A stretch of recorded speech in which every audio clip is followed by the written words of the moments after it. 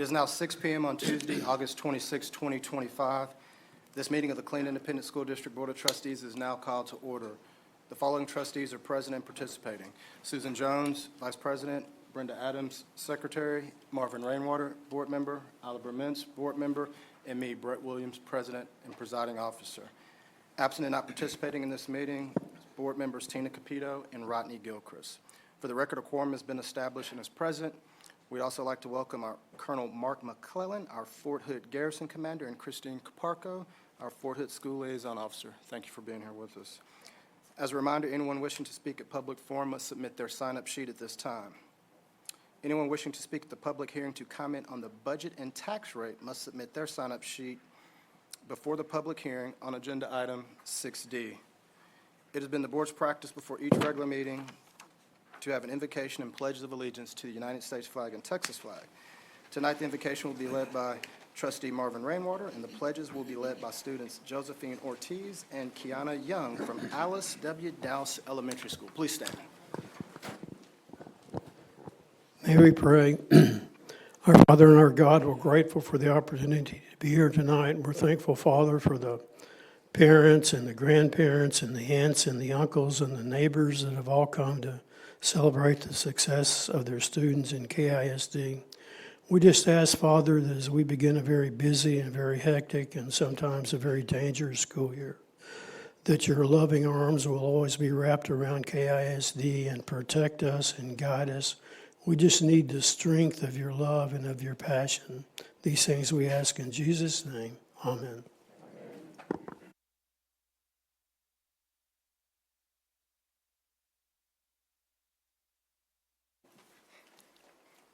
I pledge allegiance to the flag of the United States of America, and to the madness and this is stand, one nation, under God, indivisible, and liberty and justice for all.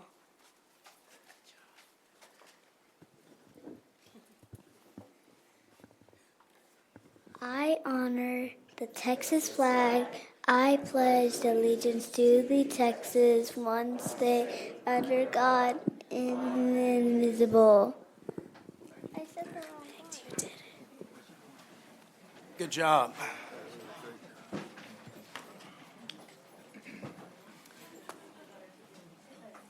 A recording of this meeting is being made and will be available to the public at a later date.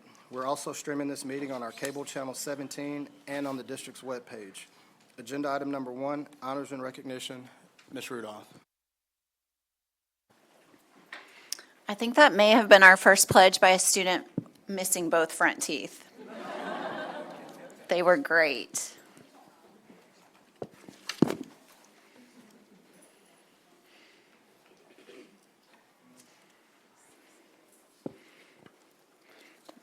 So good evening to everyone, Mr. President, members of the board, Dr. Davis.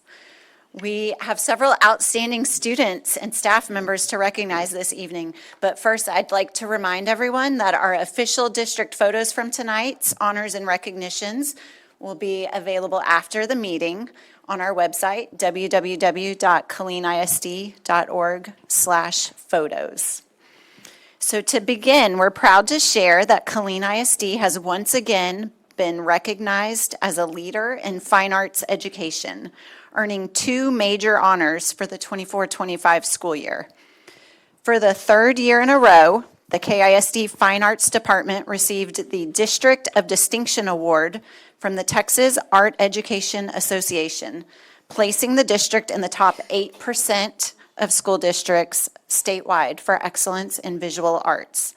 Please help me welcome the Visual Arts Leadership Team. We have Angela Cadell, Jordan Love, Miranda Meyer, and Stephanie Wilson.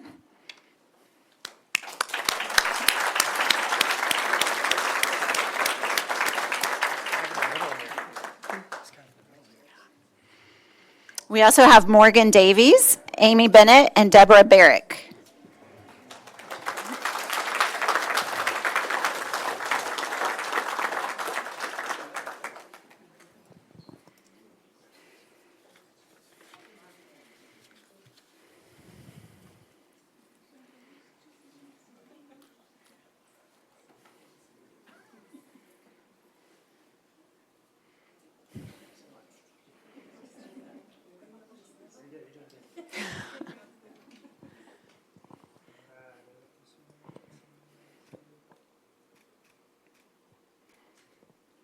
Congratulations.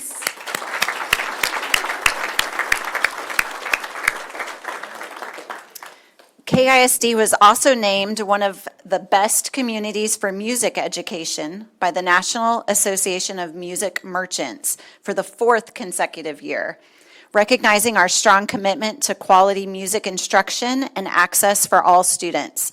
These recognitions celebrate the work of our incredible fine arts educators and the ongoing support of district leadership, families, and the community in providing students with opportunities to grow through the arts.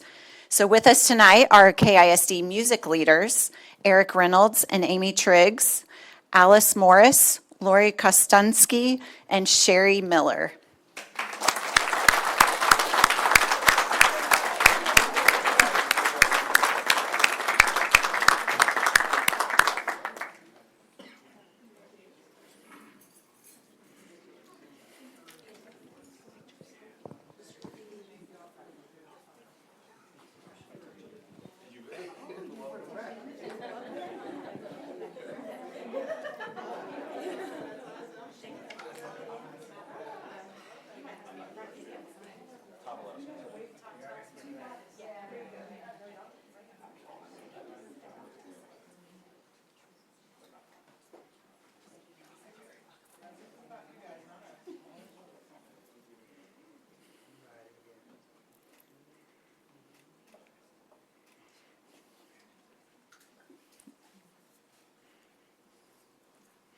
Congratulations.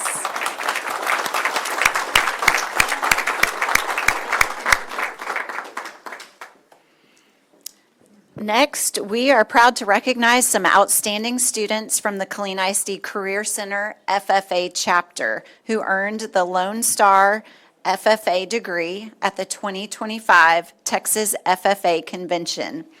This is the highest honor awarded to high school student members of Texas FFA Association, and it reflects the leadership, dedication, and excellence they possess in agriculture education.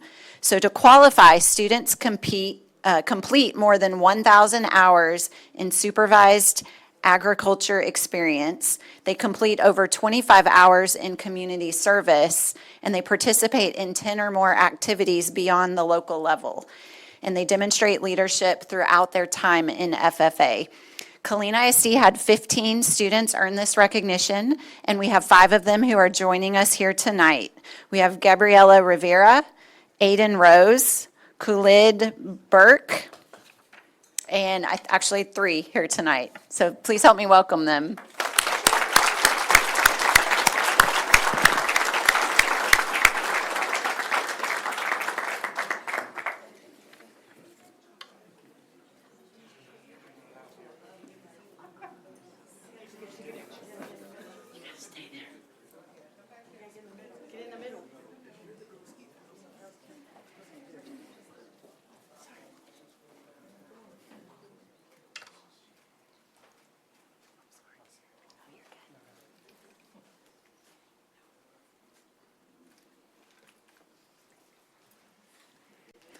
Hang tight, we got some more. Oh, nope. What, one more.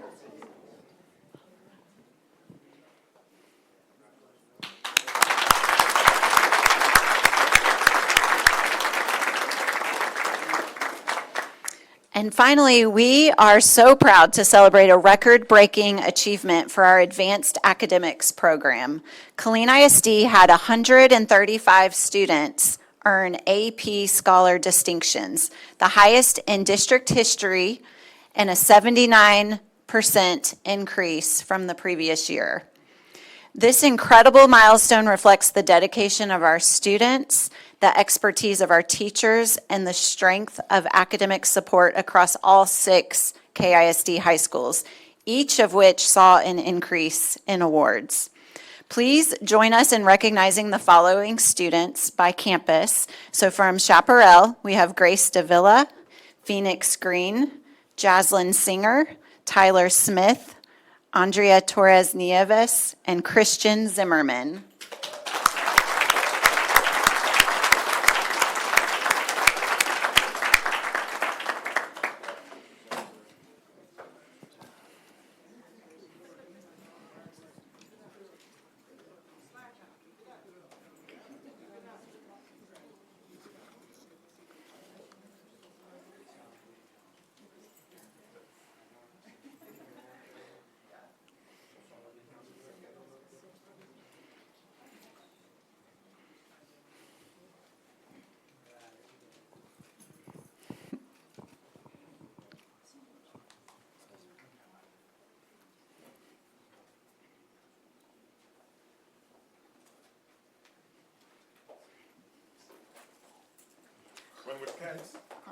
right, good job.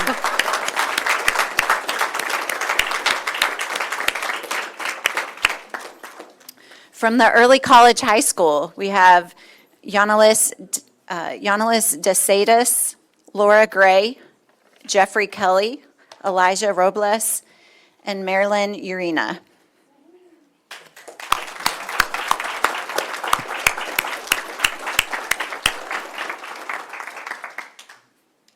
Congratulations to this group.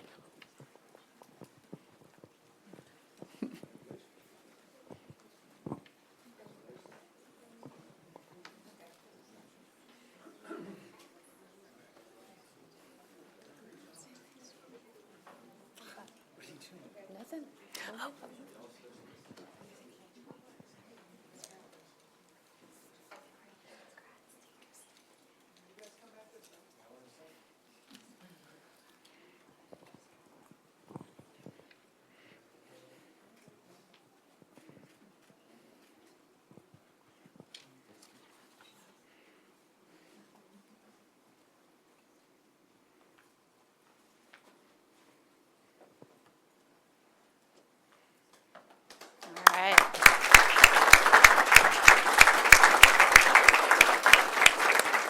Great job.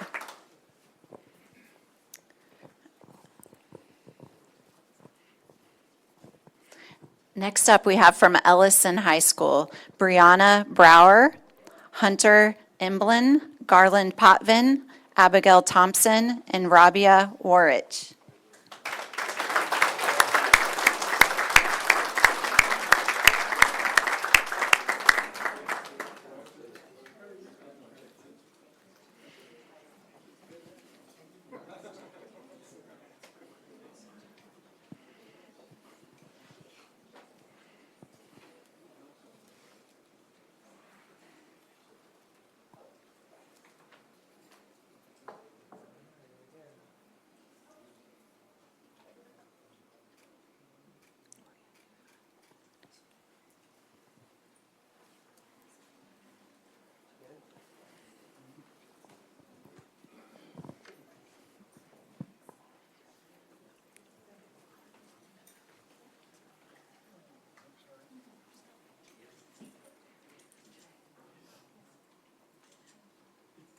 Perfect. Go Eagles.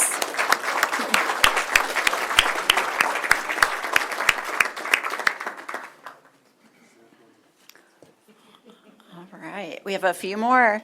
They keep coming. From Harker Heights High School, we have Andrea Alicia, Jalen Bennett, Madison Cho, Evelyn Cowanhan, Alexander Kim, Hannah Thompson, Tuvita Voyanuva, Gabriella Watkins Broadnax, Rachel Yancey, and Gloria E.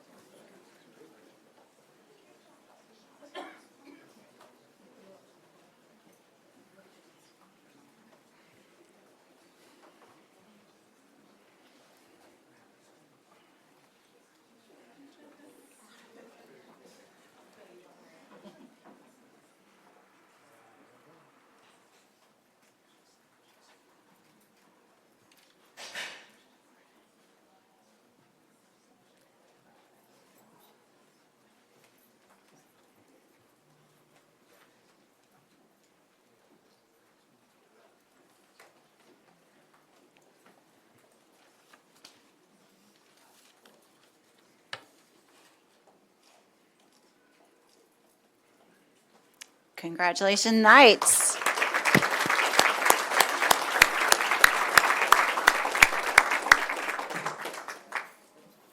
This is a great group. I'm so happy that it's a large group. They've worked so hard for this. From Killeen High School, we have a few more students to recognize tonight. Killeen High School, Daniela Calderon, Marie Noel Medlin, Zoe Sine Atkinson, Nicholas Sesma, and Kaylee Wood.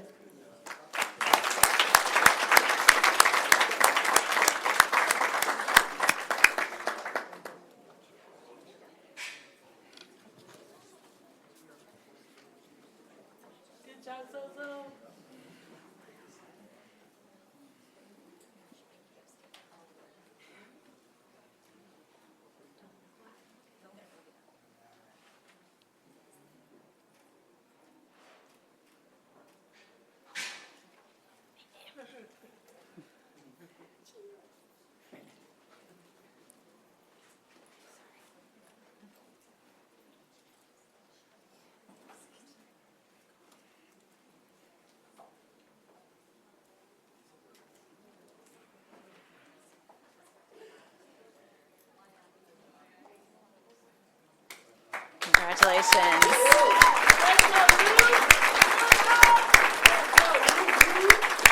And next year, we're going to look to double this number, so get ready.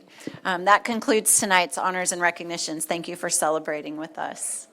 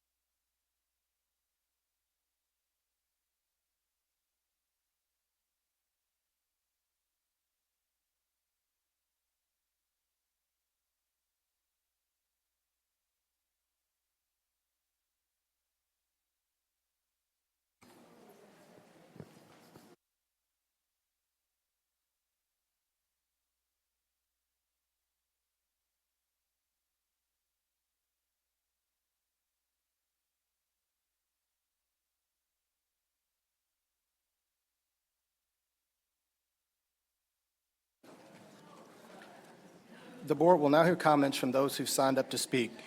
Per board policy, each public comment is limited to 3 minutes. I'll ask the audience to please refrain from any public outbursts and to maintain decorum. Parents, employees, and citizens are encouraged to utilize the district's grievance process to the fullest extent possible. Related policies are available on the district's website or upon request. For the record, we ask that all public forum participants begin by stating their name and the city in which they reside. Once complete, your 3 minutes will begin.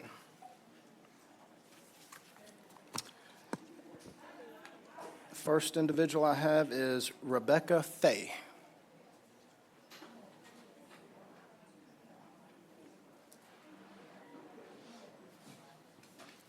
Welcome.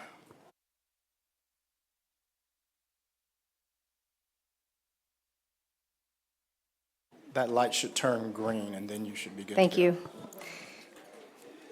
One moment, please.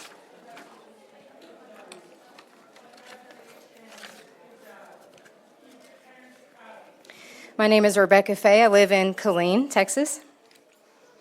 Good evening, Dr. Davis and members of the board. I appreciate the opportunity to speak tonight and to clarify the purpose behind recent advocacy from lead librarians regarding the Optional Student School Library Advisory Committee, or SLAC. First, let me ask you this. What was your favorite book growing up? Maybe a book that broadened your worldview, allowed your imagination to take you places you could never visit in real life, or maybe provided an escape from it. And where did you get that book? A school library. Now go back to your younger self. What if that same book was not on the library shelf, but in queue for approval? No matter your responses, I'm confident that timely access to literature from a variety of viewpoints played a role in who you are today. Next, Charlotte's Web, Where the Wild Things Are, and The Giving Tree. I'll bet the parents in this room can't count the number of times they've read these books with their children at bedtime. What do they all have in common? They're all on the banned books list. Charlotte's Web by E.B. White, banned because talking animals were considered sacrilegious. Where the Wild Things Are by Maurice Sendak, banned for portraying a child throwing a tantrum, depicting children in a negative light, and allegedly promoting witchcraft. The Giving Tree by Shel Silverstein, banned because some interpreted the relationship between the tree and the boy a metaphor for an unhealthy marriage.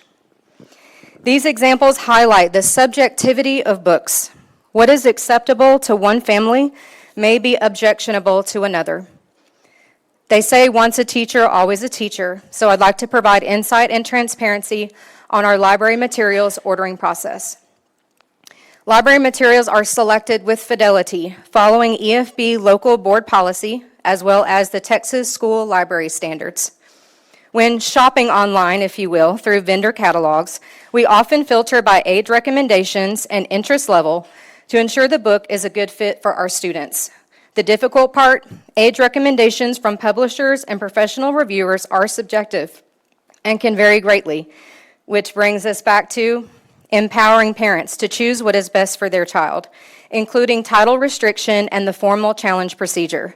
It is important to note that books in circulation are continuously monitored and, when necessary, reevaluated and relocated to more appropriate campuses. Librarians are educators. No matter the vote tonight, we are committed to upholding the law while serving our students. Thank you for your time, for hearing my perspective, and for your continued support of our libraries and the students we serve. Thank you. Next, we have Stan Goluboff.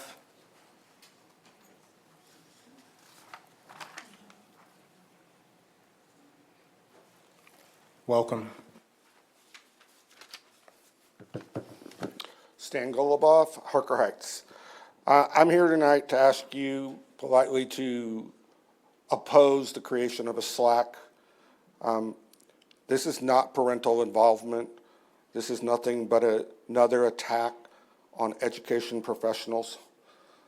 Parents already have their say about what their kids can read. There's also a way, if you don't want your kid to read a book, for you to stop your kid from reading that book. The books are aligned with the TEKS approved by the State Board of Education. That process already involves parents in creating those TEKS. Creating a SLAC and putting parents in at this last moment would be much like a parent waiting until their child went to DAP to get involved in the process, which one of you so eloquently talked about just a couple weeks ago that you didn't want to see happen. And now you're advocating to do the exact thing with the creation of a SLAC.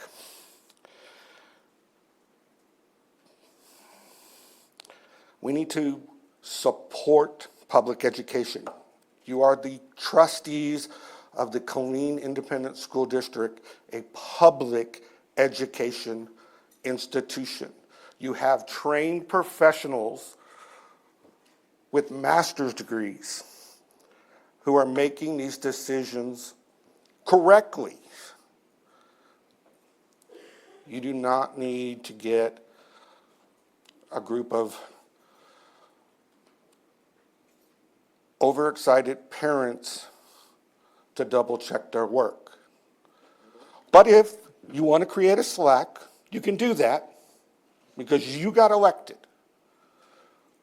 But when you do that, I will look forward to you talking to me about being your next superintendent, because obviously we don't need a doctorate, we don't need a certificate of superintendent.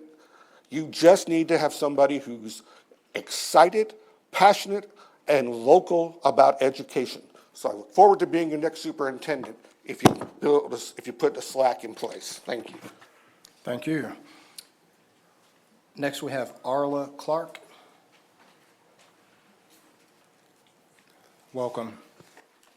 Thank you. Arla Clark, Belton, Texas. By asking the school board to select EFB Local Option 1 last week, experienced educators were advocating for students who need the resources Killeen ISD school libraries provide. Had librarians been invited to speak, they would have explained 9,000 book titles is an estimate of the number of books the school board will now need to approve yearly. 9,000 is a fraction of the books ordered for the Killeen ISD libraries each year. 45,000 is a better estimate of books affected by SB 13 and your decision tonight. Last year, 3 to 4 months were required to order, receive, and place books on library shelves. After September 1st, this will increase by 2 months. 1 month for parents and community members to observe and review a posted book list, and an additional month for the school board to review recommendations and approve books on the list. The process is a bit different than purchasing books from Barnes & Noble. For years, your librarians have welcomed input and received book recommendations from parents, students, teachers, and others. Today, librarians question, how much time is needed to appoint parents to serve on a school library advisory council? How much time is needed for district personnel to train volunteers to align books with the text, to assign grade levels to books, to understand proper collection development procedures? How much time is needed before the advisory council brings recommendations to the school board? Will students see any new or donated books in their libraries this school year, next school year? Librarians are advocating for the students who came to the library on the first day of school to check out books they waited all summer to read. Librarians are advocating for the non-reader who, while in the library, saw a book series he hadn't read and is now in the library each morning reading the most recent books in the series. Librarians are advocating for the aspiring college students who need access to up-to-date SAT study guides. Librarians are advocating for all students. An advocacy council will be provided student demographics to consider when recommending library books. But your librarians know their students. Your librarians are able to put faces with the demographic information. Thank you. Thank you. Next, we have Rayanne Palm. Did I pronounce that? Welcome. Rayanne Palm, I'm from Coppers Cove, Texas. Good evening. I wanted to start off by thanking the board and everyone today for all the thought and consideration you have put into SB 13 and the impact it'll have on our students, schools, and libraries. I know that there are many important factors to consider and no easy answers. Last week, myself and the other leads spoke on SB 13 and the technical side of things. Tonight, I'm stepping away from that to speak on a more personal side. I know that there is much about the role of a librarian that most people do not understand, and to be fair, it is to be expected. We have such a unique role on campus, and unless you are in it, it is hard to understand all that goes into it. I don't fully understand the complexities that come with being a superintendent, a principal, a counselor, or even a teacher nowadays, despite having taught before. If there were two things I would want everyone here to know about librarians, it would be this. One, we are not in the library to control books or to influence anyone with our personal beliefs. Most of us in the library are there to share a love of learning and reading. Often we have been inspired by a librarian from our past. A common thing in all of our library classes is that the library is supposed to be a safe and welcoming place for all who enter. All patrons, young and old, should see themselves reflected in the stories on the shelves. Our personal beliefs do not come into play when we do choose our books. I am terrified of snakes, but yet every year I order snake books because my children love them. A trivial example, I realize, but an important one nonetheless. The second thing I want people to know is that it isn't librarians versus the world. We want to be partners with our school community. We don't want to isolate staff, students, or community members. We do not want to take away their opinions, nor do we want to keep them out of the libraries.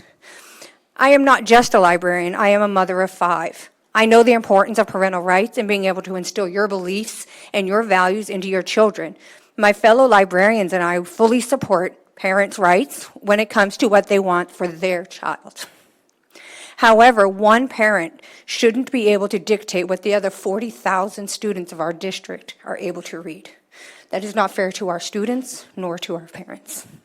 This year, in fact, I was inspired by a fellow librarian to host monthly library nights for families, inviting them to come into the library each month to check out books with their children. I invite anyone here today to come visit the library with me and see the joy and excitement that my students have every time they walk through those doors. Thank you for your time. Thank you. Next, we have Jerica Bailey. Did I pronounce that? All right, welcome. Good evening, members of the board and Dr. Davis. I would like to thank you again for your dedication to our students and for taking the time to consider the long-term implications of SB 13. Your leadership will directly shape how quickly and effectively our students can access the resources they need. At the heart of last Tuesday's board meeting is a shared commitment to our students. We have shared value in making sure students have timely access to diverse age-appropriate, high-quality books that support their interests, growth, and learning. I want to share with you what I see every single day in our library. During the first week and a half of school, when classes came in, I introduced our students to the brand-new books we had at the start of the year. The gasp, the ecstatic yells, the pure excitement that filled the library is hard to put into words. That joy is what libraries are all about. And yet, during the week and a half, every time a student asked for a new book or checked one out, I thought about what would happen under SB 13, specifically option 2. That moment of excitement would not exist. This is what option 2 is taking away from our students. Instead of seeing shelves filled with new titles, our students would face empty spaces and long waits, if it ever comes. Parents will always have the final authority over what their child can or cannot read. That has not changed, and it never will.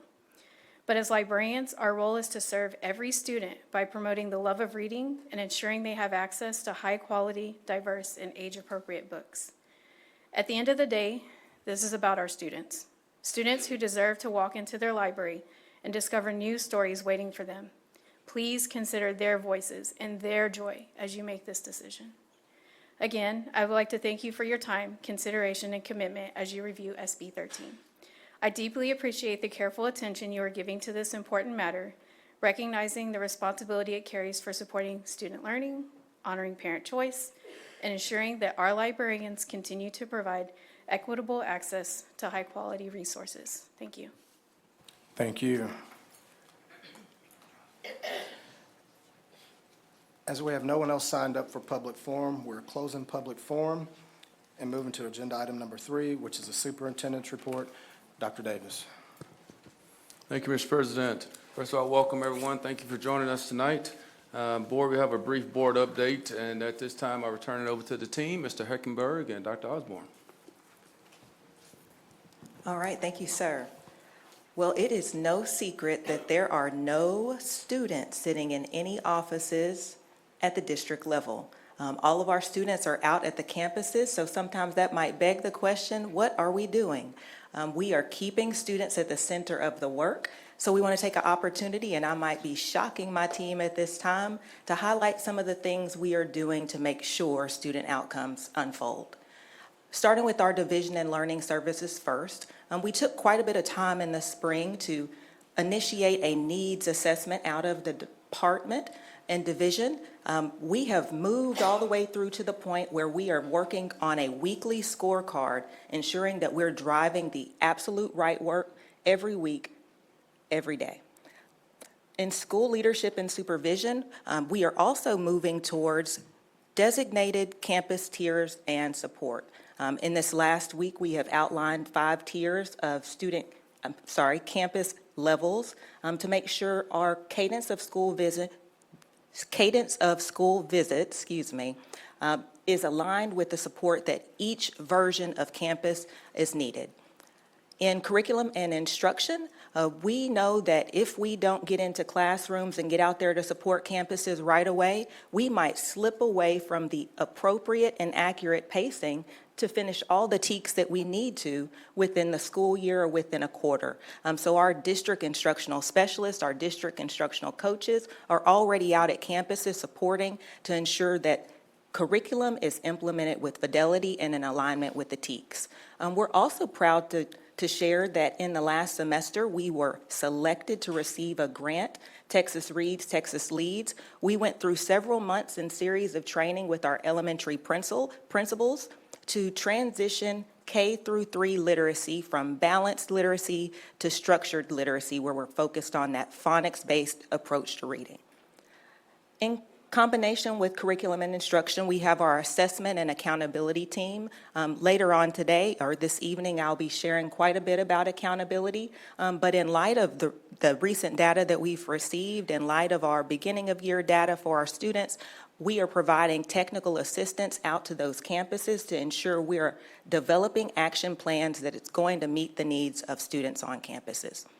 Another big ticket item coming out of assessment and accountability is the acquisition of a data dashboard program. That program is called Decision Ed, and it's not just designed to support our campuses, but also our district departments, so that we have readily accessible, actionable data just in time, pull up the screen, see attendance, see teacher ratios, see funding on a daily basis. So we are working on the dashboards connected to every department so that we have just-in-time data.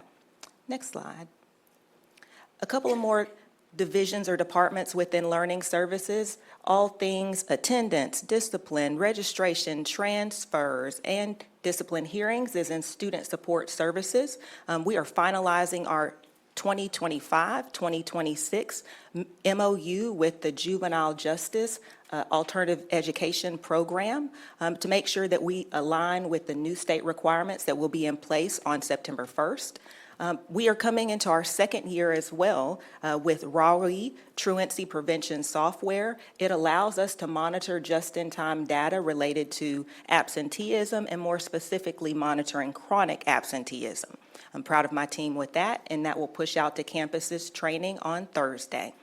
In specialized learning, we talked a little bit last week about our work to make sure our substitutes in self-contained classrooms are out at campuses helping those subs. Our district office in special education, there's plenty of offices in there, but they are out at campuses, and that has been the request, and that will absolutely continue to make sure that we get people trained. In partnership with HR, we're preparing for enrollment counts for our programs to ensure that classrooms with the little too many kids and teacher ratio, that we put another teacher, we start another classroom, we add another aide. So thanks to the HR team, so we can make sure that we get those special education classrooms balanced. And last but not least, in the state and federal programs, small but mighty department, led by Christiane Shin. They are doing all things annual requirements. That team is in the process of reviewing our campus improvement plans, which we bring to the board on an annual basis, in addition to finalizing the compliance reporting for all of those federal funds that we received last year to make sure we met the letter of the law in all those areas. So our effort at the district level is to ensure that we're supporting campuses, keeping business of the schools at the center of our work, and we look forward to continuing that throughout the year. Thank you.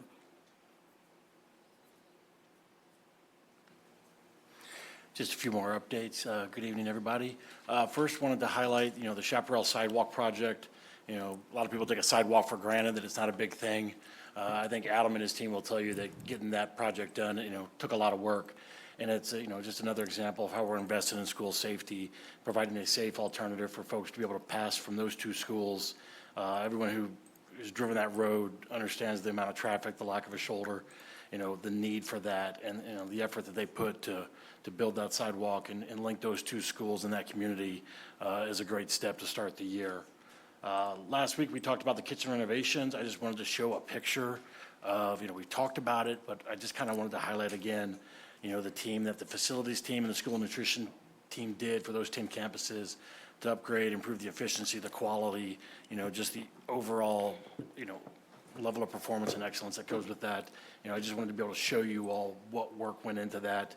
And that's just one image, and you'll multiply that by, 10 to 20 and all the changes that were made on those campuses. It's already had a significant improvement to the start of the year and how those campuses are operating in those lunchtimes. Last thing, the other things I want to highlight is, we're getting ready to set the 9/11 Freedom Walk. It's going to be September 11th at 9:30 at Harker Heights High School. The further we get away from 9/11, it changes, what it means to the community. I know there are several folks in the audience who were serving or served after that date, and, to honor and recognize what it meant to those people is something that Killeen ISD does well and continues to do. And so on that day, we encourage you to come, to wear your patriotic colors, and to help remember and recognize those who served and have served the community on that day. There's going to be a great event, a great video, not just because I'm in it, but also just recognizing those other folks, in the district that are doing good things. A small thing that I want to, recognize the finance team for is, this month, every teacher saw a $200 increase in their pay. It's a one-time payment to help reimburse them for purchasing classroom supplies, purchasing materials. It's a direct investment in the class. It's a small thing, but it matters. As the spouse of an educator, I know how much money people invest of their own into the education, into making sure their classrooms have the right materials and that those classrooms are set up. And it's just a small thing that goes forward as we start the year. And, you know, it kicked in this August. For all those teachers that were hired after 11 August, they will get it the next month, and we continue this process. So no teacher is left out. We continue this all the way through March. So we're taking care of those teachers as they come on board and get those classrooms set up for those students. The last highlight is Friday Night Lights. Football is getting ready to kick off here in KISD. For athletics, we kicked off online ticketing this year. Our first event was the volleyball season opener.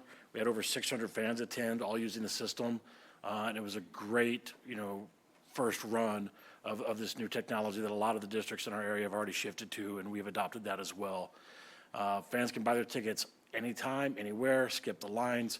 We'll have the QR codes at every event, so you can start from the parking lot till you get to the front gate. You'll have opportunities to purchase your tickets, as you move forward up to the line to come into the event. Wanted to highlight that this week we kick off the start of football at both stadiums. Thursday night, first game of the year, Shoemaker versus Round Rock at Joseph Searle Stadium. Then Friday, we've got the doubleheader of Chaparral versus Lehman at Searles. And then Friday, we've got Ellison versus Copperas Cove. Of note, for Dr. Buckley, I'll put in there that this is also the celebration of the Ellison class of 1985, their 40th reunion, and Ellison's homecoming as well earlier in the year. So I want to recognize them and the enjoyment they'll have this weekend of coming together in fellowship and solidarity and cheer on all of our teams this weekend.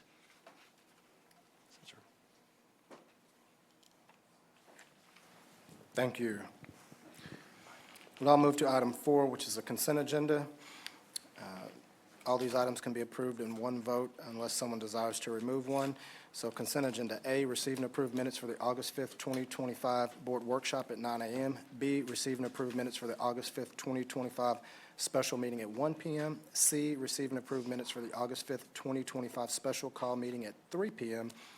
D, consideration of resolution to recognize September 16, 2025 as Information Technology Professionals Day in Killeen ISD. E, consideration of resolution to recognize September 2025 as Attendance Awareness Month in Killeen Independent School District.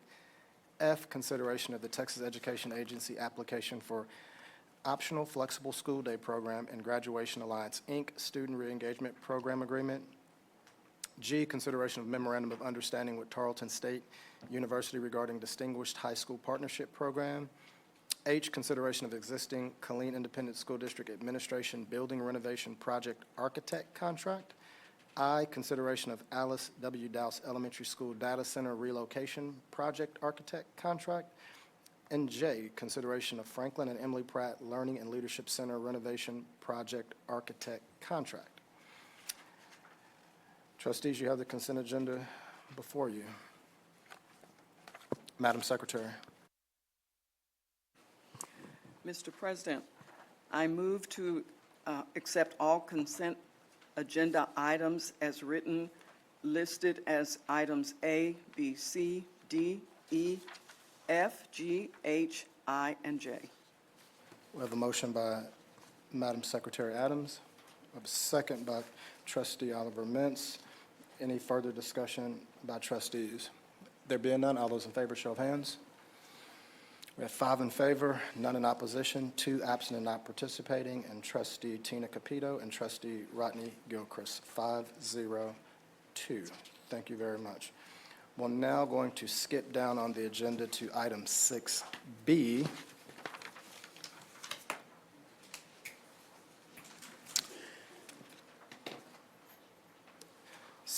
Which is, make sure I'm okay. Item 6B, which is a consideration of proposed revisions to Board Policy EFB Local Instructional Resources, Library Materials, and possible resolution establishing a local school library advisory council. Mr. Harper, welcome.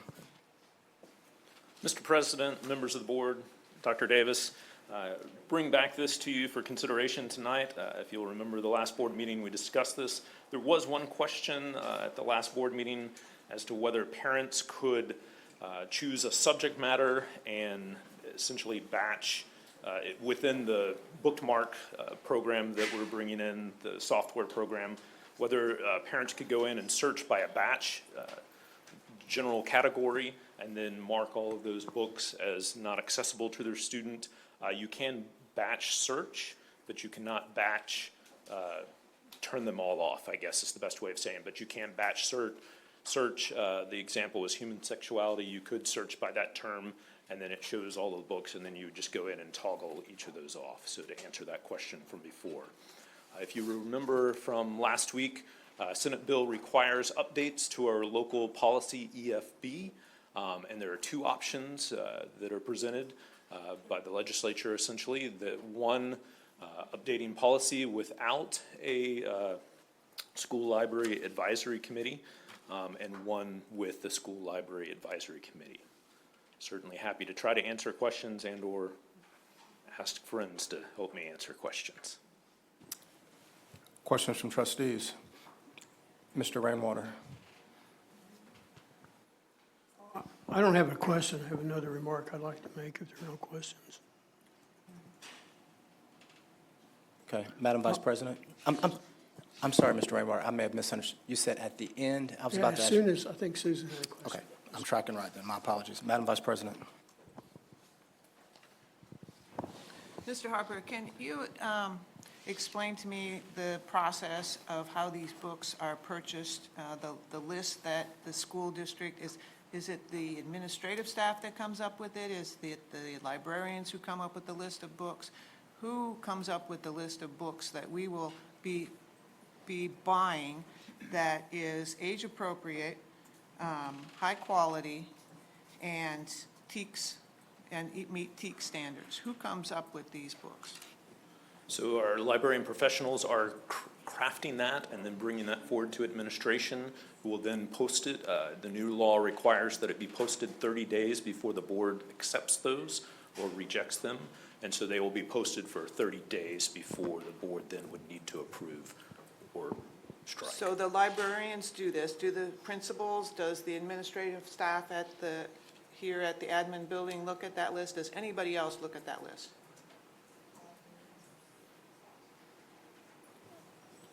I believe, Dr. Creighton, you're about to address that? Oh, maybe I'm not right. Yes, you are. Good evening. So the librarians take student requests into consideration, parent requests, teacher requests into consideration. They compile the list, and currently they submit the order, and then campus administration approves the purchase. So the reason I asked that question is because I personally love libraries. I personally buy books that sit on my shelf waiting for me to read. But I do believe that our public library is offering books to students, and those students should have high-quality education, and they should align with TEKS, and they should be age-appropriate. And I've been struggling with this since we've had this discussion last week, because I don't want to add layers of bureaucracy to the school system when we're already struggling with a lot of other regulations, but I don't want children to have access to books that aren't meeting any of these criteria. And so 2 books were brought to my attention today, and I did a little research, and then I asked Dr. Davis to tell me if those 2 books were in our libraries. And he confirmed they're at our high school libraries. They're both rated very high on, shouldn't be in there.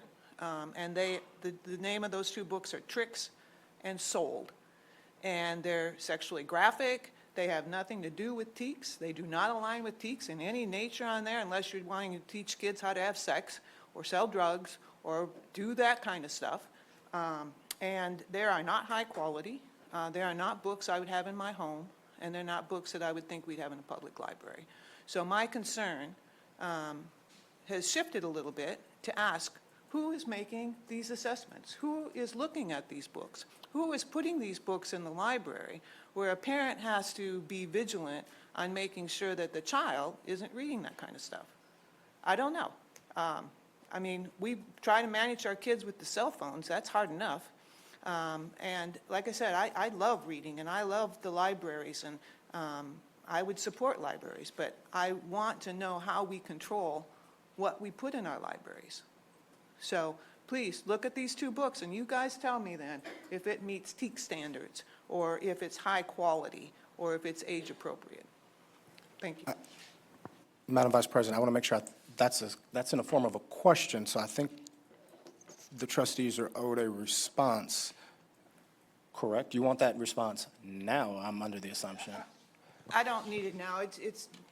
I just want people to understand that parents' concerns are valid when they are concerned about books in our libraries. And do I believe in everybody out there and believe that you all work hard? Absolutely. Do I believe that you're educators and you try to make good choices? Absolutely. Do I believe that you can read every book and look at every book that goes in that library? No, I don't. Just no more than any of these board members are going to be able to look at them all. But there should be some kind of precursor to what goes in the library. Because those two books, when you all go back tonight, you guys Google them, you pull them up, and then you guys tell me if you think they're age appropriate, high quality, or TEAC standards. Thank you. Mr. Mintz.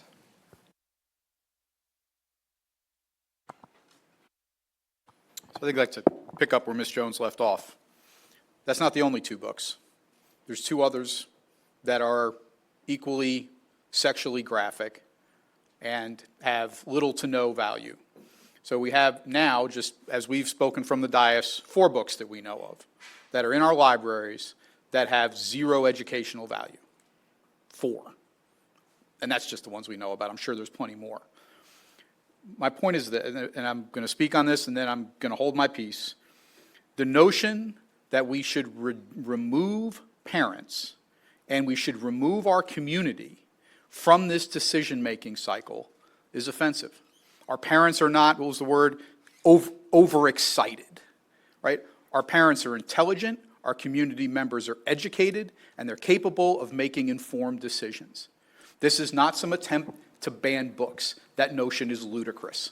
We are not banning books. We are establishing a baseline of decency as is appropriate in this community. Parents, if you want to go buy a sexually explicit book for your child because you believe it develops them and prepares them for college, then by God, go buy it. There's plenty of places to buy it. Heck, you can get all that stuff free on the internet these days. All we're saying here is that parents, our community, who are educated, who are smart, should have input in this process. Somebody, I don't even know what the total number of books in our libraries is, but it's probably well over 100,000. If we're ordering 45,000 new ones a year, that tells me there's a heck of a lot of books here. We have 50-plus campuses. We have 47,000 students, or 45,000 students. There's a lot of books. The notion that we are somehow stunting our children's development by slowing the addition of single-digit percentages of books is just nonsensical. We should bring our parents in. We should bring our community in. It's my bet that the people we would put on a Slack would be pretty engaged in the process, and they would not unduly delay any entry of books into our system. I am in favor of option 2. We should vote for the Slack. We should bring our community into this process. That said, our librarians are a tremendously valuable resource, and we rely on them to provide us professional input on things. This is by no means cutting our librarians out of the process. This is not a binary choice. Our librarians still play a valuable and indispensable role in this process. But these things can coexist. We're not going to destroy our library program or our reading programs by giving parents a voice in what goes into our libraries. Mr. Rainwater. First of all, I don't think it's ludicrous that we have trained master's degrees and plus higher levels of people who know our public schools, who know the qualifications and the requirements of the books in the library. 45,000 books, and you guys have pointed out 4, and I'm sure there's more.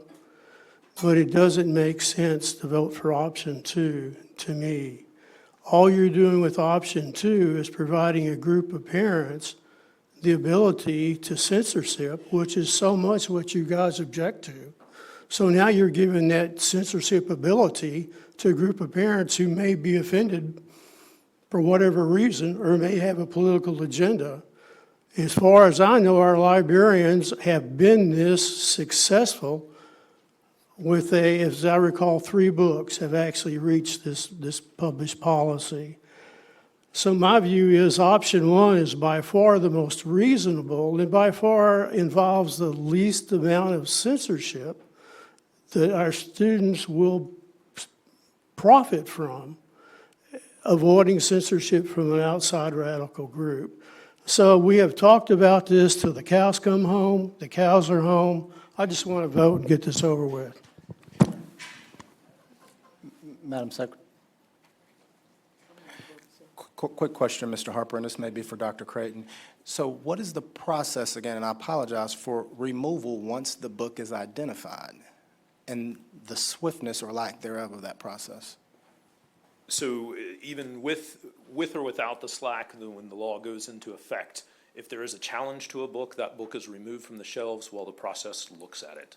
The SLAC is an additional layer, I guess, is the best way of saying that. Okay, then, so in the case of the books that have been identified, so I do want to know, so who owns the work of the procurement of those particular books that have made their way in that could be potentially challenged to be removed? Like, is that the campus principal, or is that the overall? I just want to make sure, who gives the final, that's the group of books that we should order?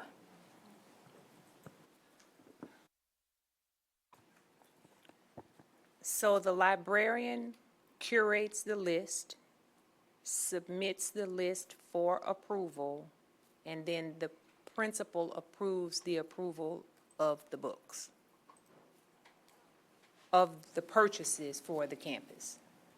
So it's each respective campus principal approves all the books that arrive on their campus? After the librarian submits the request, yes. Okay. But I would like to just, I mean, if I can, I don't know if it's Absolutely. appropriate at this time. We have added an additional resource. Mr. Harper mentioned that last time, called Bookmarked. We piloted it last year. It is another layer of protection for parents, that if there is a book that they do not want their child to have access to, when it's brought to the counter for checkout, librarians, library aides would scan the book to see if it shows up in that particular system. If it does, and the parent has said that they don't want their child to access that book, the student is not allowed to check that book out. So that's a parent's option to deny access to his or her child.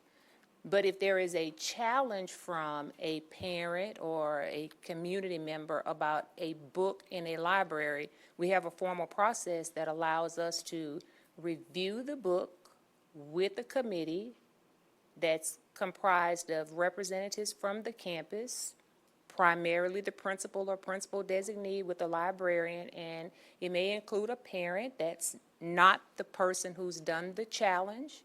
And then we read that book and make an educated and informed decision about whether or not that book remains on the shelf or if it is removed.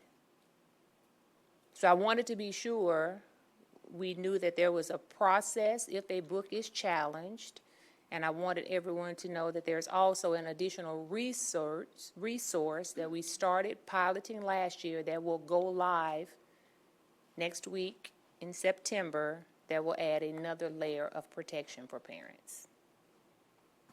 Thank you. Mr. Harper, what's the trigger number again for the SLAC? How many people on a petition? 50. 50. If there's a community support for 50 signing a petition for that. That is separate from whether y'all establish one or not. Correct. Madam Vice President. So if a SLAC committee was set up, who would be in charge of that committee?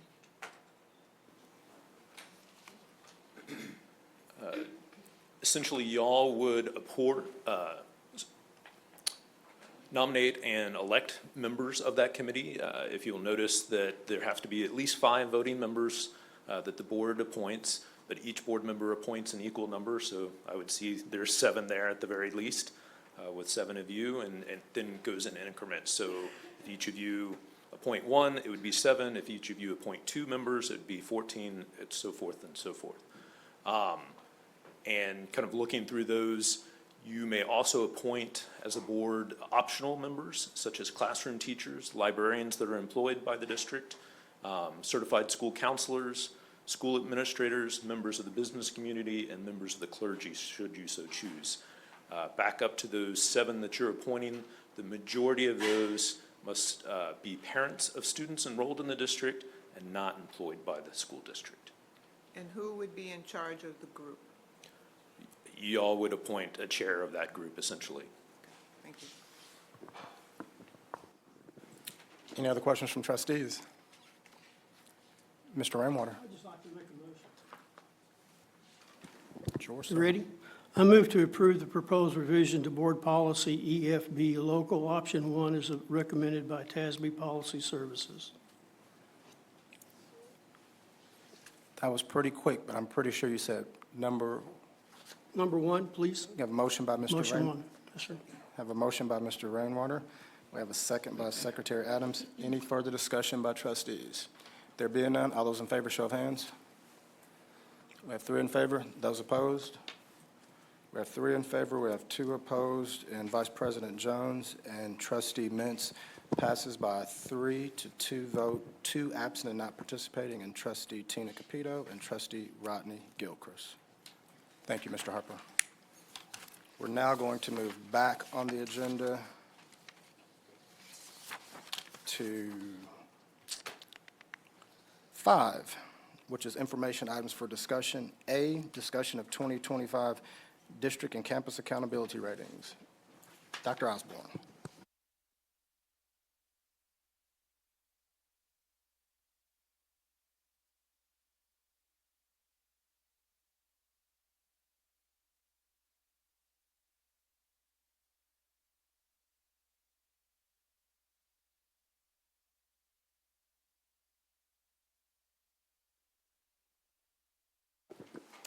Good evening again, Board of Trustees, President Williams, Dr. Davis.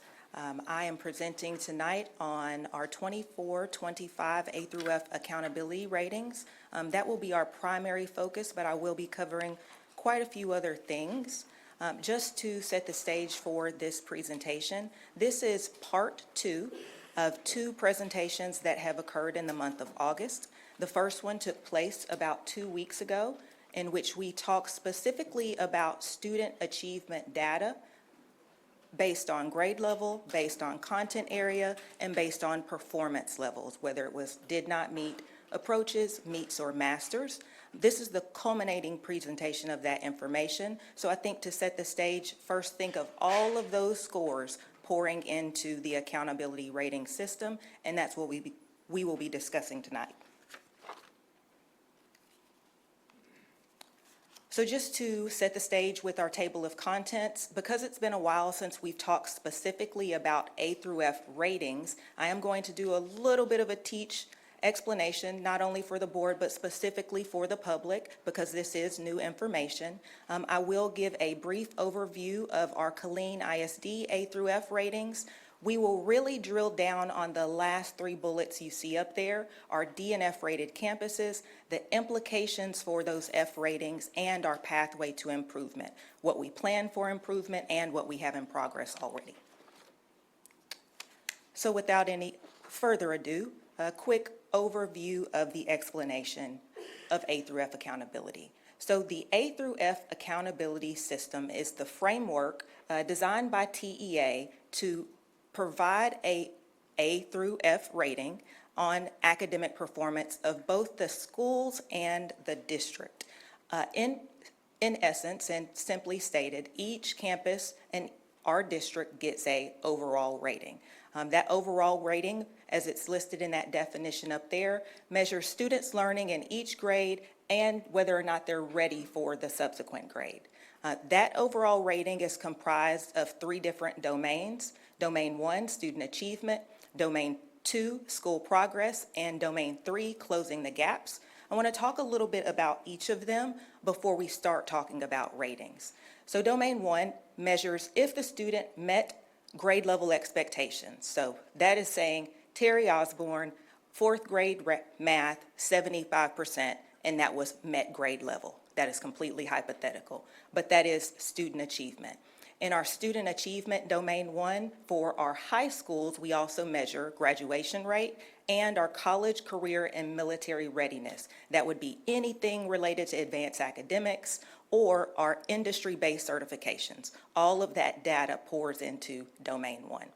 Domain 2 is school progress, and it is 2A and 2B. 2A is specific to Terry Osborne's score from 4th to 5th grade in math or reading. It is applicable when a student takes a subsequent grade level test. Did I do better? Did I do worse? Did I regress? Did I make leaps and bounds of progress in 1 year? That would be domain 2A. Domain 2B is specific to the school's performance relative to other schools that are economically disadvantaged, have a similar population in that area. So if our school is identified as 80% economically disadvantaged, the school relative performance would be compared to other schools that are like that demographic set. In domain 2, you can be rated on the higher of student by student or school relative performance. So we're putting individual school data in there or individual student data in the domain 2. Domain 3, called Closing the Gaps, this is our federal accountability rating, but it also talks specifically about how students are doing in our specific subpopulations, whether they are meeting the target on grade level or above. It's essentially a remix of domain 1 and domain 2, but the primary difference is we look at whether kids are meeting grade level and above, where you would get credit in domain 1 for approaches, low approaches, or high. That is different in domain 3. So just that quick overview. So let's get a quick example. So we have a example campus here where you see on the far left side, I'm going to work through that. This campus in domain 1, student achievement, got an A, 93. In domain 2, school progress, got a B, 85. In domain 3, closing the gaps, received a C, 78. Remember, all of that student data is pouring into the calculation of that domain grade. So when we get ready to move across to your bottom right-hand corner, where you have your overall rating, you're working with those individual domains to come up with that calculation. So if we look at domain 1 and 2, in order to move towards your overall rating, you take 70% of the higher of domain 1 or domain 2. And I have that represented in the graphic on the top right-hand corner. In this situation, this case of this school, domain 1, student achievement, was higher. So when you take a look at the graph and the table below, that's where the 70% weight comes from, and not from domain 2. Although the school would have gotten that rating in that area, it is not calculated into the overall. For domain 3, closing the gaps, where we're looking at those specific specific student populations meeting grade level or above, that always gets a weight of 30%. So if you take a look at the table, 93 times 70%, they got a weighted score of 65.1, and then that 78 times 30%, weighted score of 23.4. That is where they got the 88.5. The state was generous, rounds up to an 89. It seems pretty simple, but there are some really nuanced calculations that go into it. But this is the high level, how do you get your overall score, how do you get domain 1, 2, 3, and how those fit together. Because we're talking about A through F accountability for the first in quite some time, I do want to give some historical context on the A through F accountability rating system. I have a little table here that takes us back about 6 years, and we're going to compare the test date to the release date so we understand how this has trended over time. So if we go back to school year 2018-2019, the majority of tests took place in spring of 2019.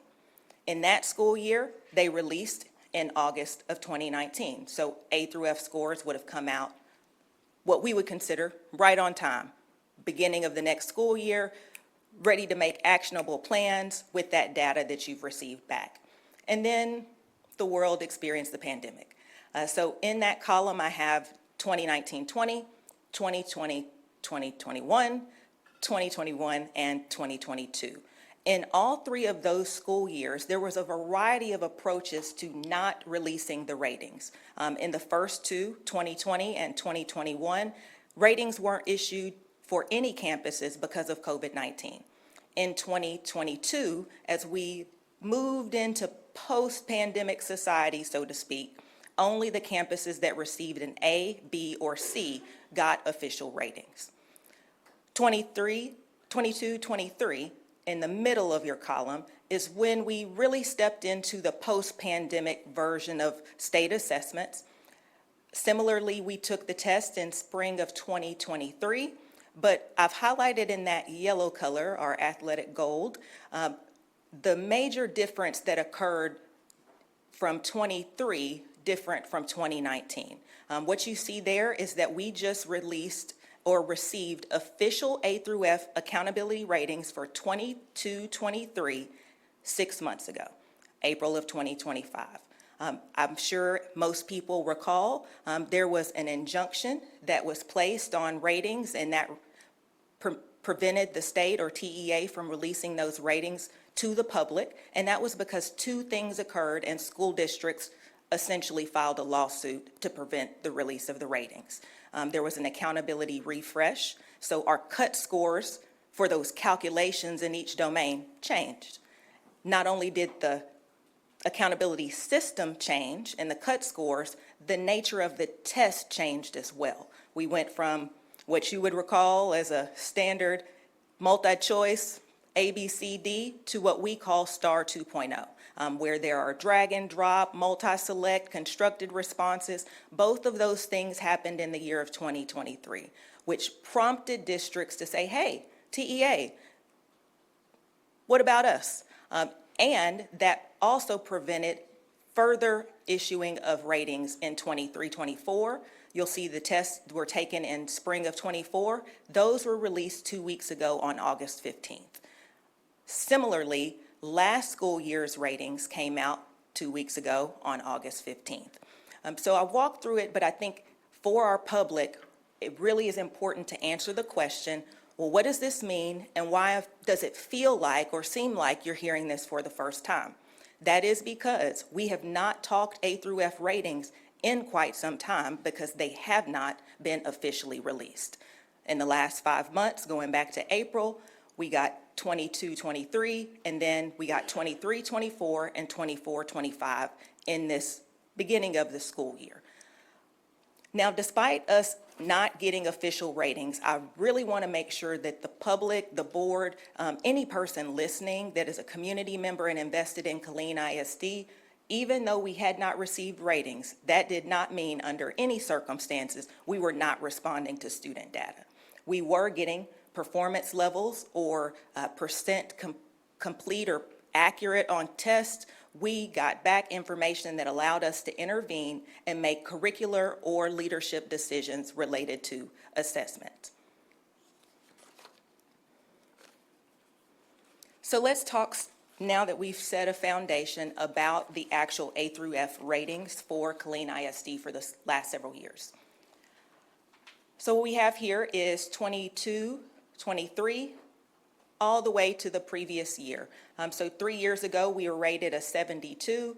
2 years ago, hopped up just about 3 points to a 75. And then in this last year, had a decrease of 1 point in our overall score. But please keep in mind that 1 point decrease is pouring lots of tests, lots of data, graduation rate, industry-based certifications, school progress, comparison to relative performance of other schools. So it's 1 point, but there are a lot of nuanced data pieces that create that 1 point. What we would say in this last year is that we were essentially flat, but honoring the notion that we did go down, and for us that is not okay. So looking at the data more specifically, A, B, C, D, and F. These are our letter grades by campus that are attributed to that overall C of 74 for the year. So I'm going to work from left to right on this. It shows you 3 years of data as well. We have gone down by 1 in our A's, campuses that received an overall score of an A. We've remained flat from the last year to this year, or 2 years ago to last year, in campuses that received a B. And then go over with me to the far left side and look at Fs. We went down from 4 Fs to just 3, and then 9 Ds to 6. I went the other direction because when you're going down in D and F, you're typically going up, and that's what you see in the C column. We went up in the C range, but that was the movement of D and Fs to acceptably scored campuses.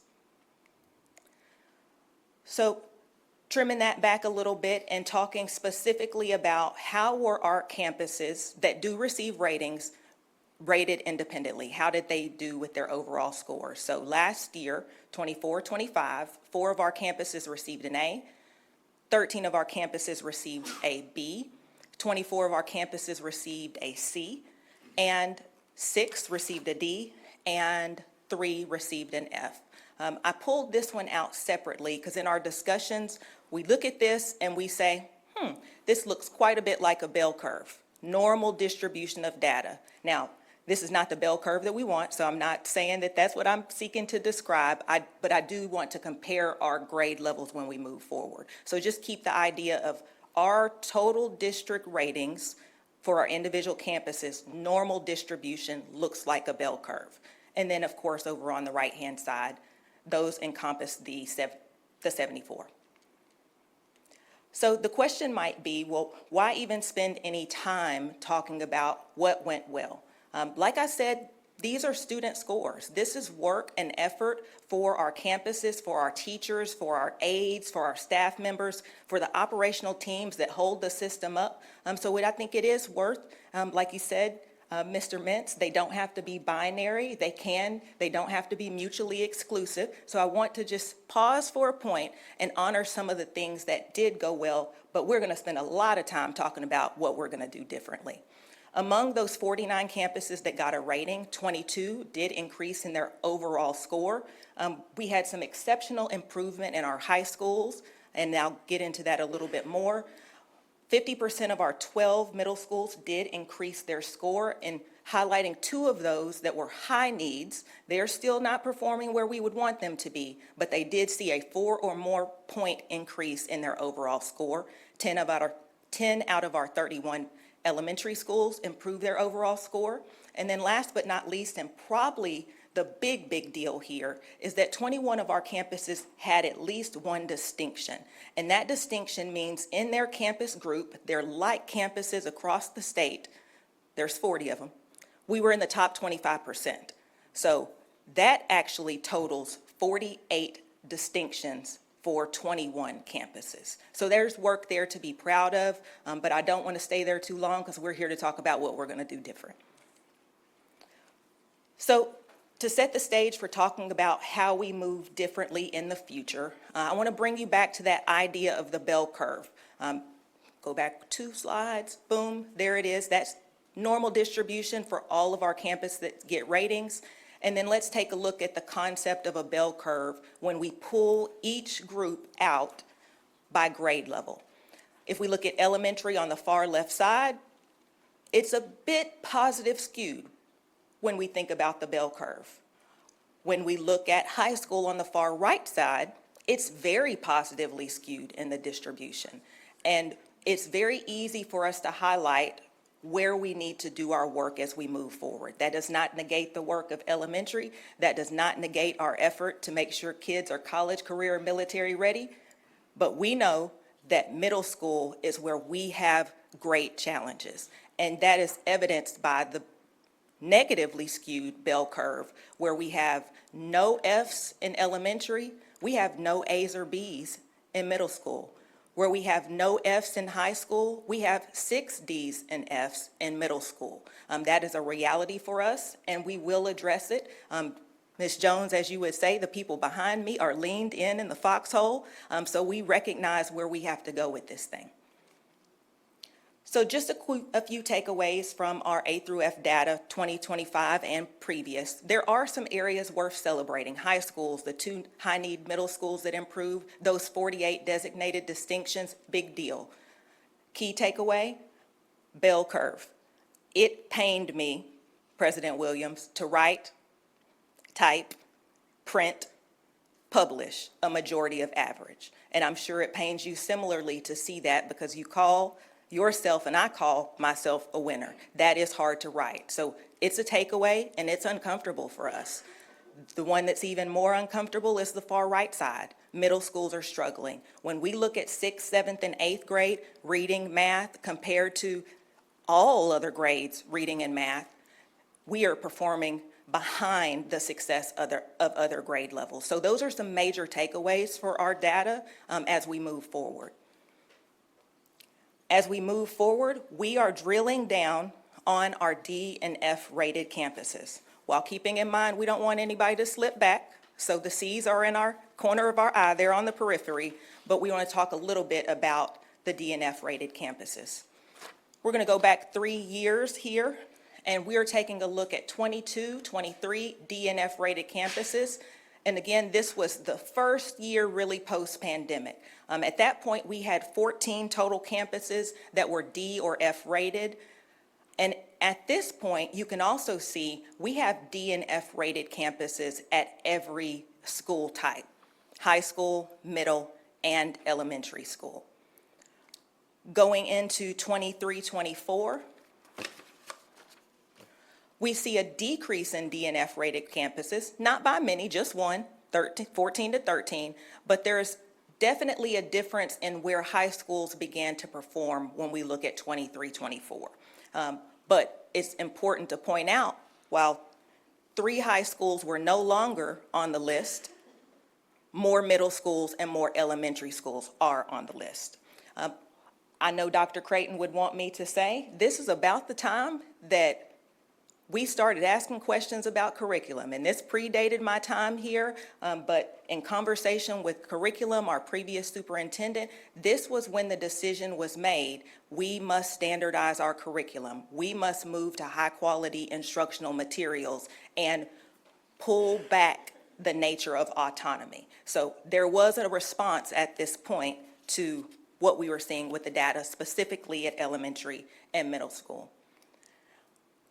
And then coming into last year, or data that we received from last year, 24-25, we've reduced from 13 D or F campuses down to 9 D or F campuses. Again, I think it's worthy of pointing out, in the year prior, 8 elementary schools. This previous year, 3 elementary schools. But what has not changed is that trend with middle school. So pressing in on that exact same challenge that we know exists. So let's talk about specifically what are the implications when you do have long-term underperformance or what we would identify as unacceptably rated schools. We've identified 7 schools that have year-over-year unacceptable ratings. They are listed there for you: Rancier, Manor, Eastern Hills, Palo Alto, Live Oak Ridge, Hay Branch, and Dowse Elementary School. I'm going to spend some time talking from right to left on the chart with each of those. Rancier, 3 years ago, 64, saw a decrease to a forced failure, and I'm going to talk about that, forced failure of 59. They did see from 1 year to the next a 4-point increase, and that's what I did highlight as high need school, still not where we needed to be. We are leaned in, but there was a 4-point overall increase, and there's a lot of data that pours into that overall increase. Manor, 59 to 52. We see a forced failure 59. I do want to note at this point, what does it mean for a forced failure? The system is not actually as simple as the 70%, 30%, and then you get a calculation. It is not as simple as what we would think about for school, what we would talk about with a high school student. If you get a 59 at the first semester, you got to bust it. If you can get an 85 or so in the next semester, you can average to pass. This system does not permit averaging to pass, quote unquote, if you have scores that are too low in specific domains. So with the case of Manor Middle School, that forced failure rule came into play, where they jumped from an 8-point increase when we think about how the calculations just work point blank to a 60. But you can't average to pass if you're not high enough in most areas. And that forced failure results in a 59. You see that as well for Palo Alto, and then you see it a couple of places across the board at other campuses. What that says to us is you can't be great in one area and not be great in all, and we recognize and know that to be true. Eastern Hills, 1-point increase. Palo Alto, flat. We are highlighting and leaning in, paying attention to the trend data for Live Oak Ridge, where we see 74, 69 forced failure, and then 61. That is front and center for us, although it does not fall in the 3-4-year unacceptable ratings. That is a drop that is not acceptable for us, and we recognize it. Hay Branch, 55 to 68, 68 to 61, similar. Alice W. Dow, 73 to 67, 67 to 64. So those 3 schools listed at the bottom, they are front and center for us and addressing and identifying, well, what's going on? What happened there? So when we think about a campus that has had year over year unacceptable ratings, TEA lays out a very clear blueprint for us. This is not an area that they play around with, and they don't hold the information back. It's not intended to be a surprise. What might be surprising about it is because we got 3 years of data practically at the same time, but the rules of the game have not changed. Year 1 of an F rating, we implement a targeted improvement plan. Year 2, you have an opportunity to do a targeted improvement plan or a turnaround plan, and I'll talk about that on the next slide, but they are very different. Year 3, this is where we see ourselves with two of our campuses, Manor and Palo Alto, designated in the same colors to align with what you see here. Based on the ratings that we have recently received, we must implement and design simultaneously a turnaround plan. That is also the case for our other campus, Eastern Hills, which we'll be doing because it has 2 years of consecutive Fs. Where we never want to see ourselves is year 4, implementing a turnaround plan, or year 5, where you can read that information. That is daunting, that is appalling, that is embarrassing, that is not good for communities, and we do not want it for Killeen ISD. We see the news about districts that are in that scenario, and we recognize that is not where we intend to go. But it is important to make sure that it gets stated that we received the 3rd F, but we are in year 4. Year 4 means if we get an F or a D in this year, we are designated year 4 for our 2 campuses that have just gotten year 3 ratings. So we're teetering on the cusp, and we don't take it lightly at all.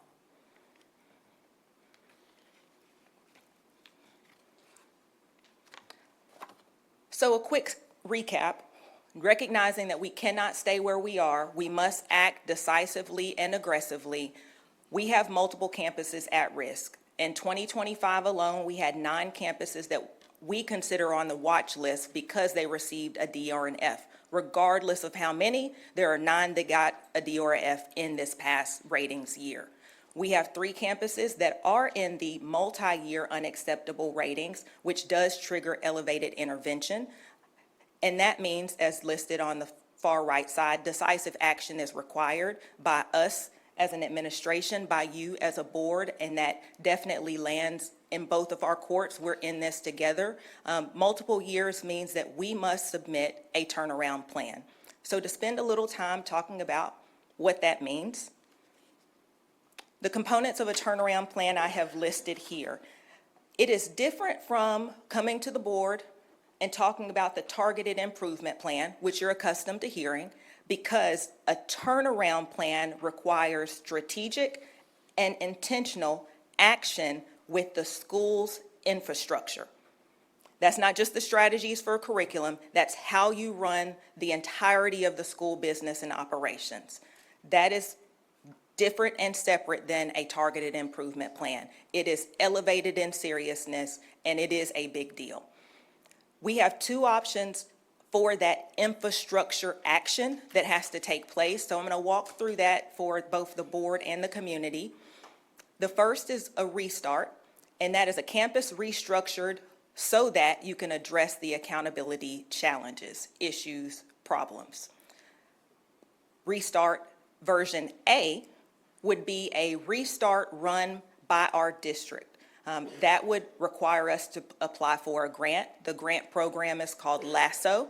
One of the LASSO grants is called ACE, Accelerating Campus Excellence. It's been highly successful in quite a few districts across the state, but the purpose of that grant is to use those grant funds to bring higher performing staff to that struggling campus through incentives, through stipends, through elevated salary. Important to know about this version of Restart, it does not stop the accountability clock. So if we start a restart, first and foremost, we could not initiate that. We can apply for the grant this semester. The grant opens October 1st, but it would be intended for the restart to initiate August of 2026. So best thing to say to the group, we're on our own. We got to make it happen in 25-26. However, we could initiate a restart, but it won't pause the accountability clock. So what we do right now absolutely matters. The second version of, yes, sir? No, it's fabulous job of explaining it. If you could just go a little deeper as it relates to the ACE, as it relates to requirement of at least 50% or more of those teachers having to be TIA, right? So that's critically important to incentivize, because you need our more high-performing teachers, incentivizing with pay through the ACE. And so I just want to be clear that 50% of that staff or more would have to be, as far as teaching in the core content areas, would need to be TIA. Yes, sir, absolutely.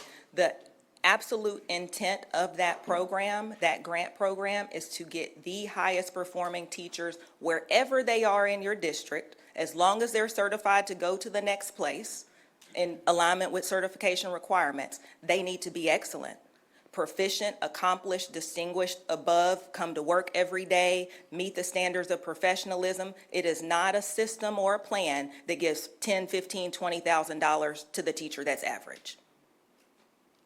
Hopefully I said that politely. Restart B is not a district-run restart.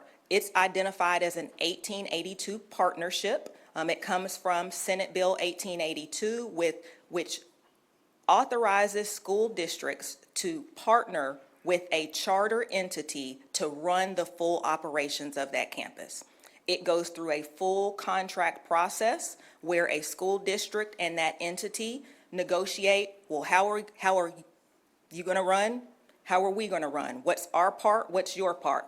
Do we do the grounds and you do all the teaching? Do we hire the principal? Do you hire the principal? Do you hire all the staff?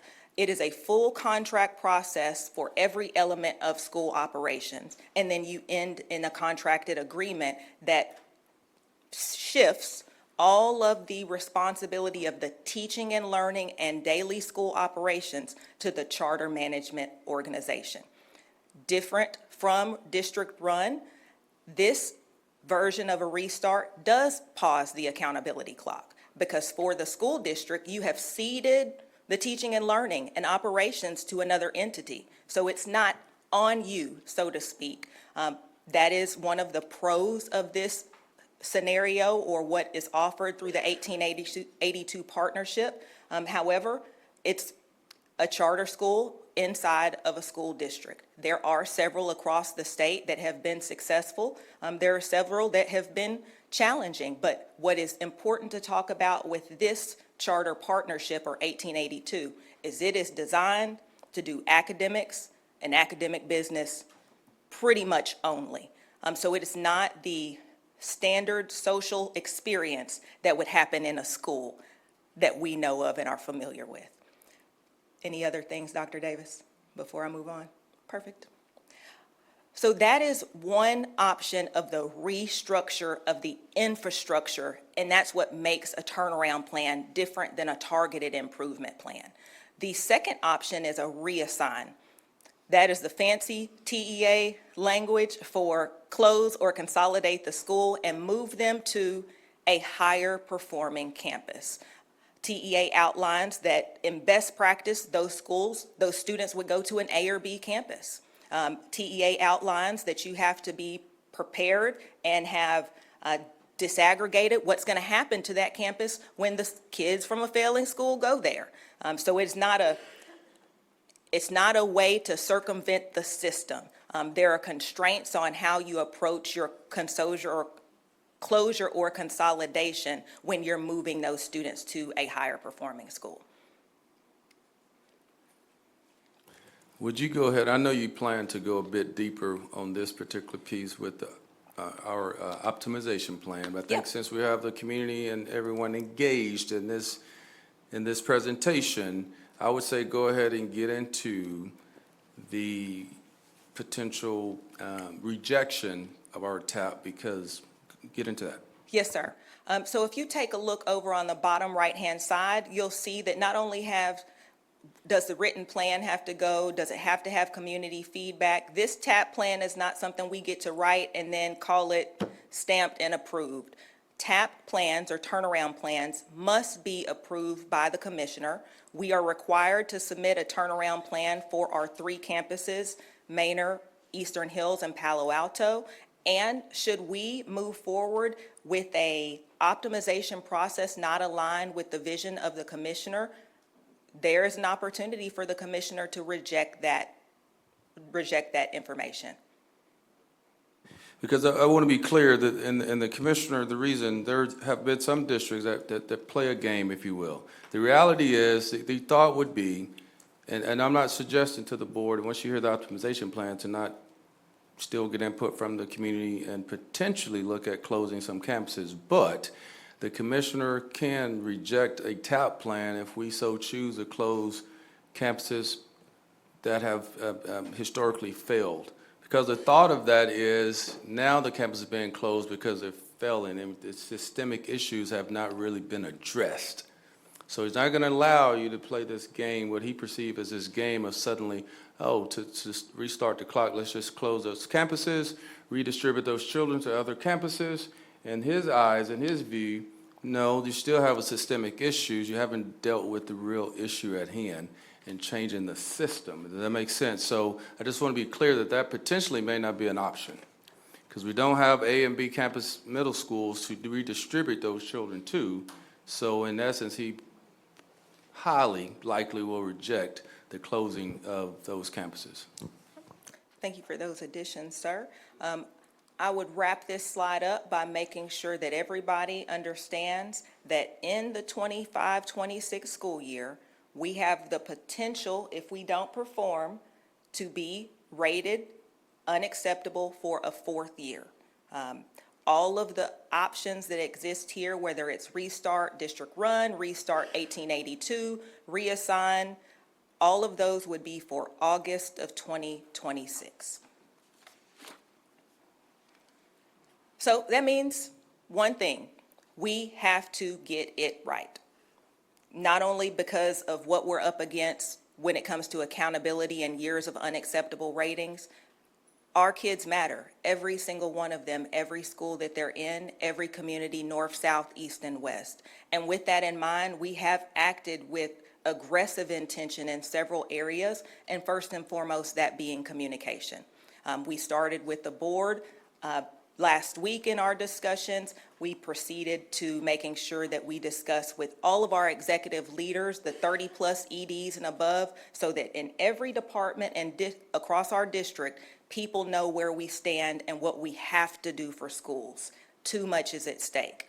We moved from our executive leaders to meeting with DNF principals on Friday. Over the last 2 days, we've met with additional school leaders that aren't even impacted because they need to know also. And here we are on Tuesday, August the 26th, not only sharing more information with the board, but making sure the public is updated.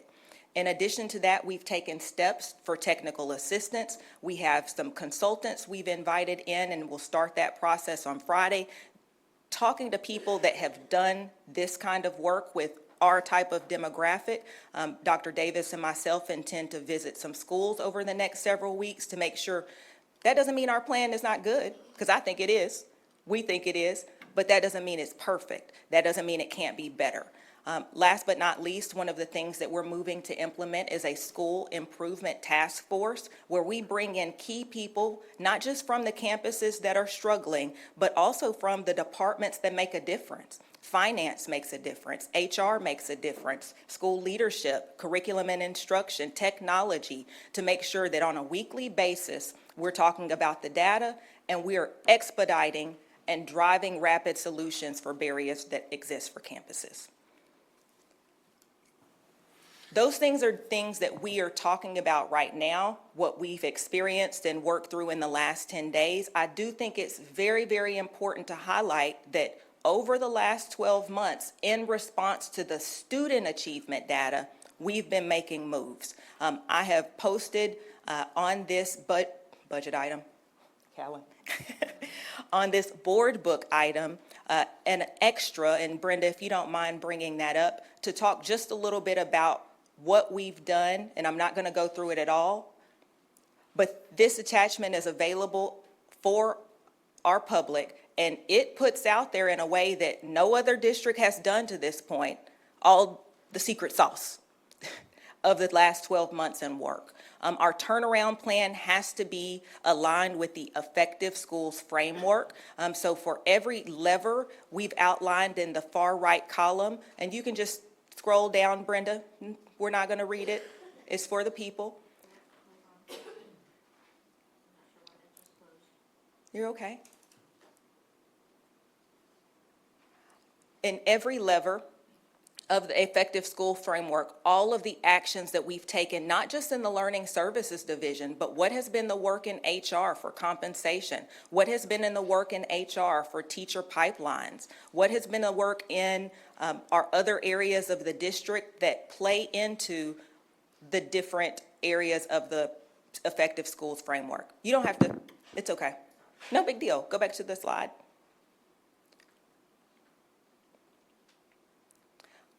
My point in saying these things is we want the public to know that we didn't start moving when we got data 10 days ago. We have been on the move over the last 12 months in each of the areas that are high leverage for school improvement, and those things are going to continue.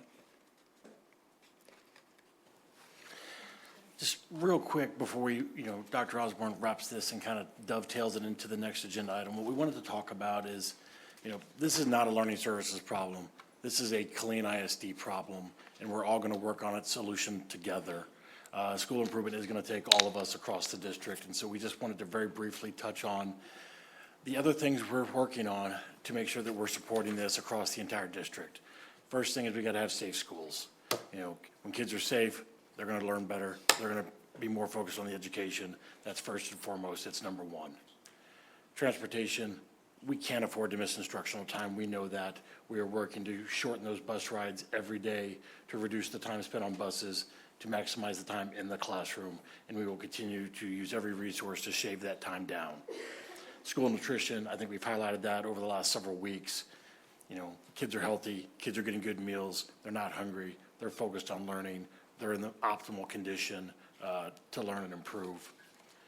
We've got to continue to staff. We know we have challenges. We are continuing to work on it.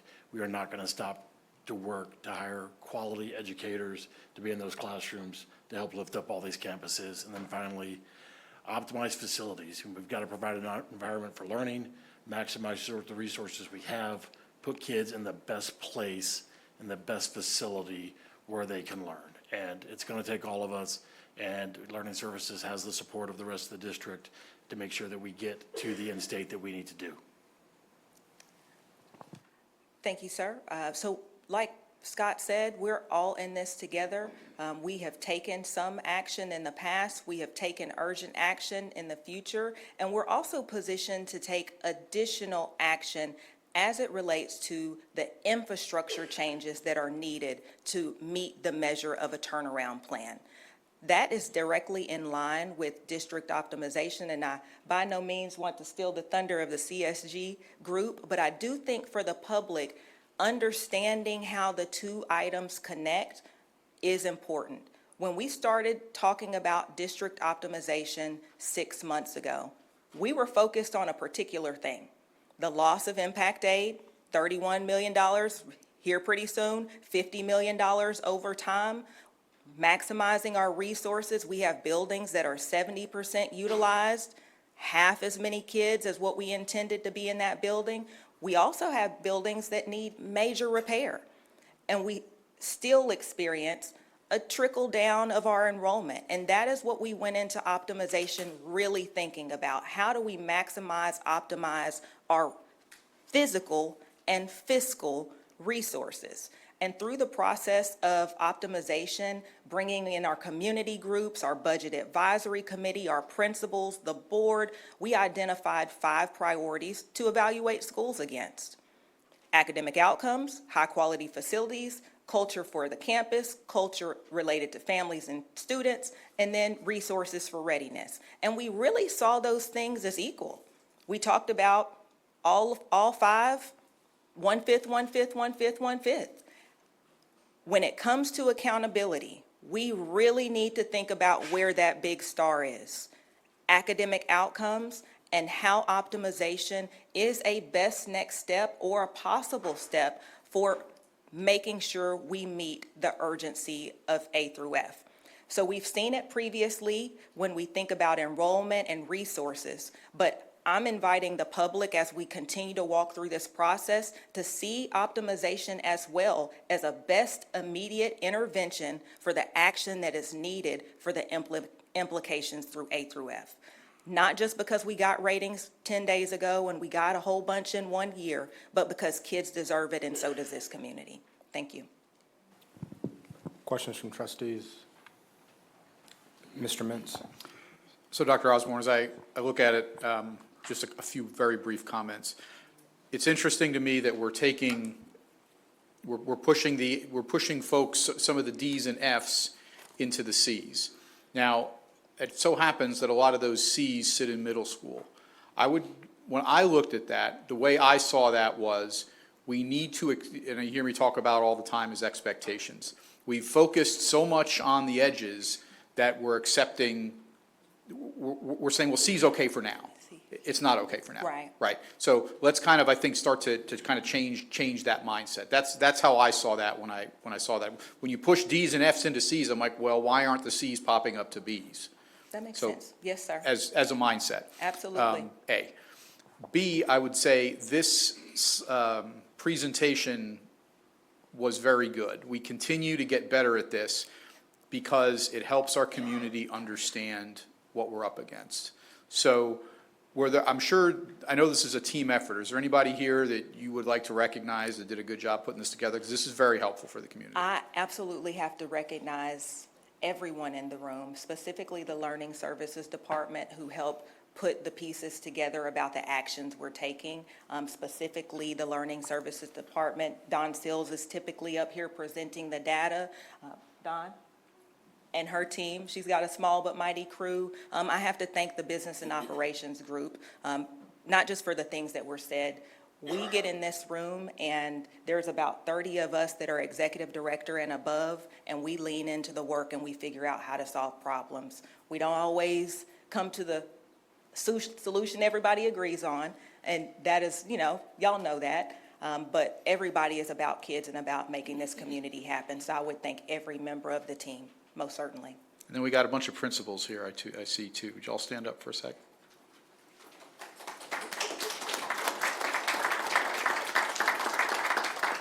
Y'all are starting to move the bubble in the right direction. It's slow, but it's moving.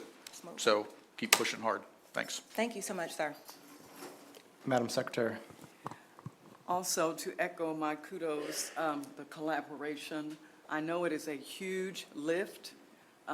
We are in the midnight hour, and it is critical that our steps be impactful, that our steps are intentional, and that we are inspecting, that we are measuring, that we are adjusting and monitoring.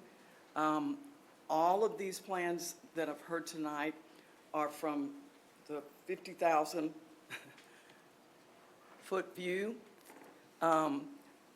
Eventually, I need to hear, definitely not tonight, but I need to hear what is the middle school approach. So as a former middle school principal, all of those that just stood a moment ago, I have walked in your shoes. And I am carrying you on my back. We're going to do this together. I know everyone's working hard. Our hearts, our hands are to the task, but I really need to see the meat of it for middle school. What's changing? We have 6 schools that are rated C campuses, 3 Ds and 3 Fs. So we need a very intensive care prognosis. What are we doing? How are we changing? What does it look like? How does it impact the teachers, the students? Are we doing block scheduling? Are we giving more time in math? Are we giving more time in reading? Small groups. And I know that may be more meat than I need to see, so I can sit and talk with someone. You don't have to bring it to the whole board, but I definitely want to hear about it. And I want to be there to celebrate those successes. So thank you. Yes, ma'am. Madam Vice President. Go ahead, I just want to engage the public in this process as well. This isn't just about our educators. This involves parents as well. And when we look at the middle school, we have no A's and B's. We have a large group of C's, and so we need to move those C's into the A's and B's, and as Mr. Mentz said, we need to be moving those all over to the left-hand side. So I'd like to say to the parents out there, please engage with your students. Please help them with those book reports. Help them stay focused on what they need to do. Have them work on the weekends. You know, it's a professional world out there, and when professionals leave their job at 5 o'clock or 6 o'clock, they go home and feed their family, and then they usually work a couple more hours on their professional job before they go to bed. So the kids that don't want to do homework after they went home, I'm sorry, get used to it, because that's society. So I'd really like to emphasize that. And I also want to reemphasize what Dr. Davis said, was that we can't just close those schools down and move those kids to an AB campus, because we don't own an AB campus. So it is what we have. It's, you know, our pie, and we have to eat it, and we have to work hard on it. And so thank you to the staff out there that's leaning forward in that foxhole to help make this all happen. And but again, parents, I really want to emphasize the parents. And I think, Dr. Osborne, you had emphasized to me that it's 7th grade that's struggling the most. Yes, ma'am, that's correct. So that, I'm assuming, is going to be where we'll put a lot of emphasis. I Yeah. personally thought it would have been 6th grade, but it's actually 7th grade. So In fact, for all those 7th grade, so all those parents out there have 7th graders, please, please, follow up on your students. Thank you. Mr. Rainwater.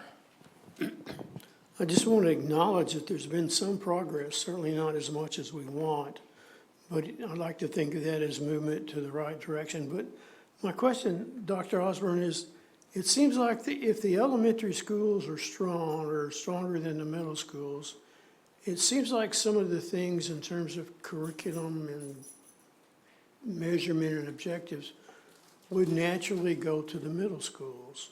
But apparently there's a gap there that I can't wrap around my thinking about what really happens there and why it doesn't transfer on up.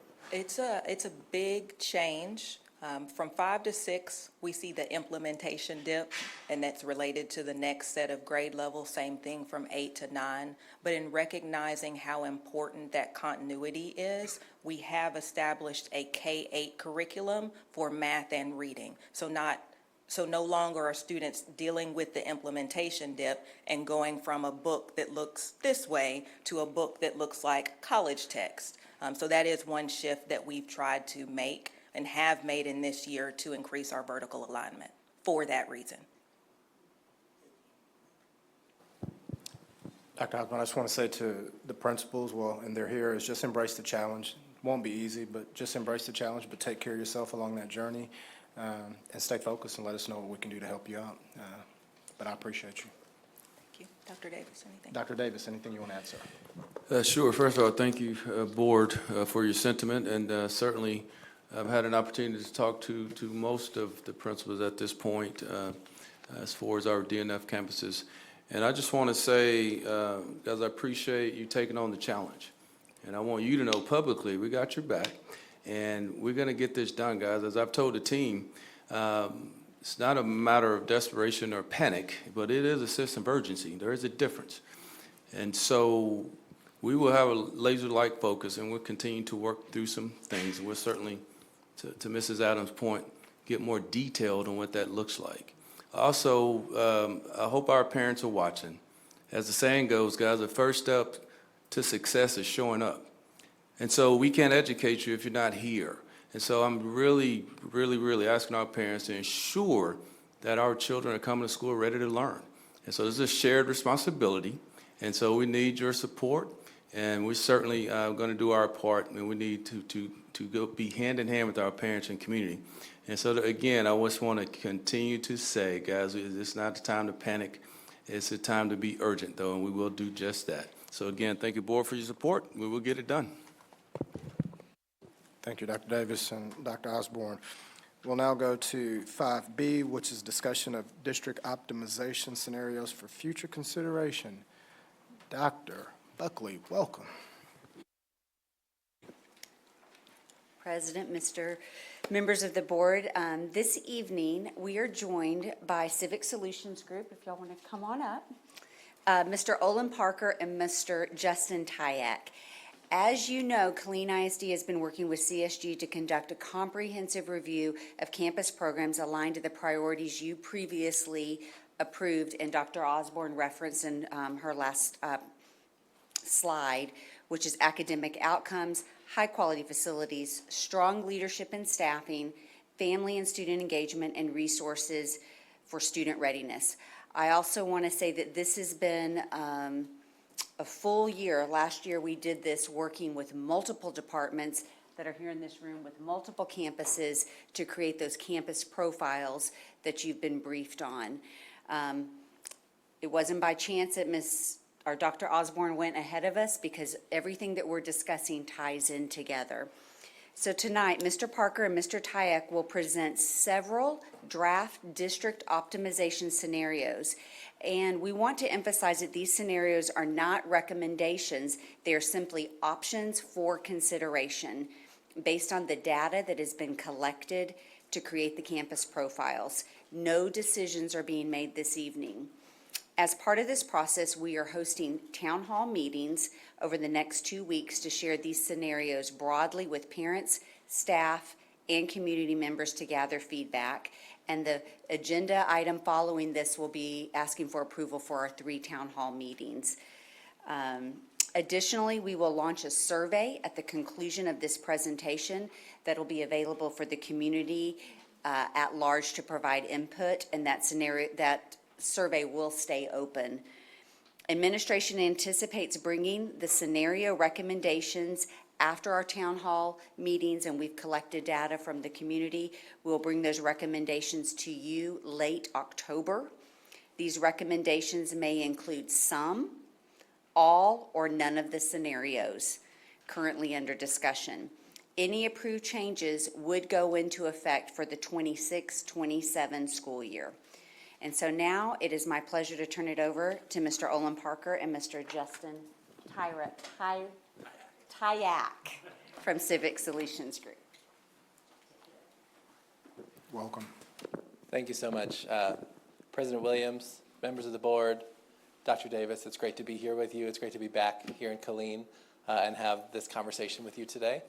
Dr. Osborne, Dr. Buckley have done a lot of the heavy lifting tonight, so you can thank them for shortening my presentation a little bit. I just wanted to go over our agenda briefly. As Dr. Buckley mentioned, the items for tonight are not for, we are not making a decision tonight. This is for you as board members and for the community to receive this information. And we will immediately begin our community engagement process. Literally, as soon as I sit down, we will open up the survey for community members to take part. But the agenda for tonight you have in front of you. We'll start with a review of the priorities, very, very quick. And then we'll talk about the community engagement that has already happened to get us to this point. Then we'll talk about the situation, the landscape that the district is facing, and the course that the board will be charting moving forward. After that, we'll spend the bulk of our time in sections 3 and 4.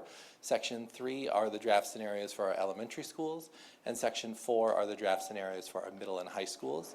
Then we'll do sort of an overall summary of all the scenarios, and we will follow up with opportunities for engagement for members of the public and next steps for the board as well. So just a quick review of the priorities. We are here tonight. This process was established because this board wants to better utilize its resources to improve outcomes for students, teachers, families, and the community. That's what everybody in this room wants. That's what we've been talking about for most of this evening. I'm going to simplify this even more. District optimization is about these two things. One, putting as many students as possible in higher performing campuses and putting as many students as possible in your higher quality facilities. You have seen this slide before. You saw this at the May board meeting, but for those members of the public that are just tuning in now, I want to talk about what district optimization means. A lot of times people hear district optimization and they think, oh, they must be closing schools in response to declining enrollment. I want to be very clear. School closure and consolidation is one part of district optimization, but there are many other parts to it, and almost all of the examples that you see on this slide will be incorporated into the draft scenarios this evening. So that could be expanding popular programming. Again, if a program is popular with your families, you want to expand access to that program. If you need to rezone students to get more students in an empty but beautiful building, you should do that. If you want to redesign a campus because what you've been doing at that campus is not working, that is part of district optimization. So again, these are all elements of district optimization, and you will see them reflected in the draft scenarios that you see tonight. I want to talk briefly about the community engagement that has happened thus far. Up in the top left of this slide, you'll see slides from some budget advisory committee meetings that happened beginning in February. Starting in February, we met with budget advisory committee members, and moving forward from those meetings, we've met with district administrators, we've met with teachers, we've met with district staff, we've had individual conversations with board members, and really we wanted to gather information about what is important to this community. What are the priorities of this community? We use that to not only identify the 5 district optimization priorities, but identify what the community wants to do to address the impact aid, the decrease in impact aid that the district is seeing. And so we gathered that information. We heard the prioritization of the community, and that has informed these recommendations, these draft scenarios that you see tonight. The sort of higher quality photos that you see here were taken by your district's fantastic photographers. These are from the Long Range Facilities Planning Committee. This committee met first in the month of July. It will meet again this month, talking about district optimization, and that committee will continue to meet throughout the course of the year to chart a path forward for the district and its facilities. In addition to those in-person meetings, there's been other engagement happening on the district optimization process as well. On the left-hand side, you see those school profiles that have seen a lot of engagement from the community. We're very pleased about the engagement from the community on these school profiles that are a reflection, an objective lens of how each school compares to the priorities set by the community and approved by this board in May. In addition to those school profiles, there has been information about the district optimization process in the Gold Standard newsletter that goes out to district staff and families. There is a live district optimization website that has been live since early July. And then there have also been posts on social media about the district optimization process, not just from the district to the community, but also the community discussing district optimization amongst themselves. We've seen a lot of engagement from the Killeen ISD community. I want to thank the Killeen ISD community for their participation in this process, because the more voices that we hear in this process, the better the outcomes will be for students. You've heard both from Dr. Buckley and Dr. Osborne about these 5 priorities that this board approved in May. I won't spend too much time on this slide, but I do want to point out one thing that we heard loud and clear from the Budget Advisory Committee, from the other community engagement that we did, is that school culture is particularly important here in Killeen. More so than we've even heard in other districts. But school culture means different things to different people. To some people, school culture is, are the staff on campus happy? Are the staff on campus staying at the school? Are they voting with their feet to continue teaching at the school year after year? To other people, school culture means, are my students happy? Are my students coming to school every day? So we have both of those reflected in the district optimization priorities because of how often it came up in the community engagement sessions that we did. Additionally, if you look on the farthest on the right, resources for student readiness, that is the priority that is about finances.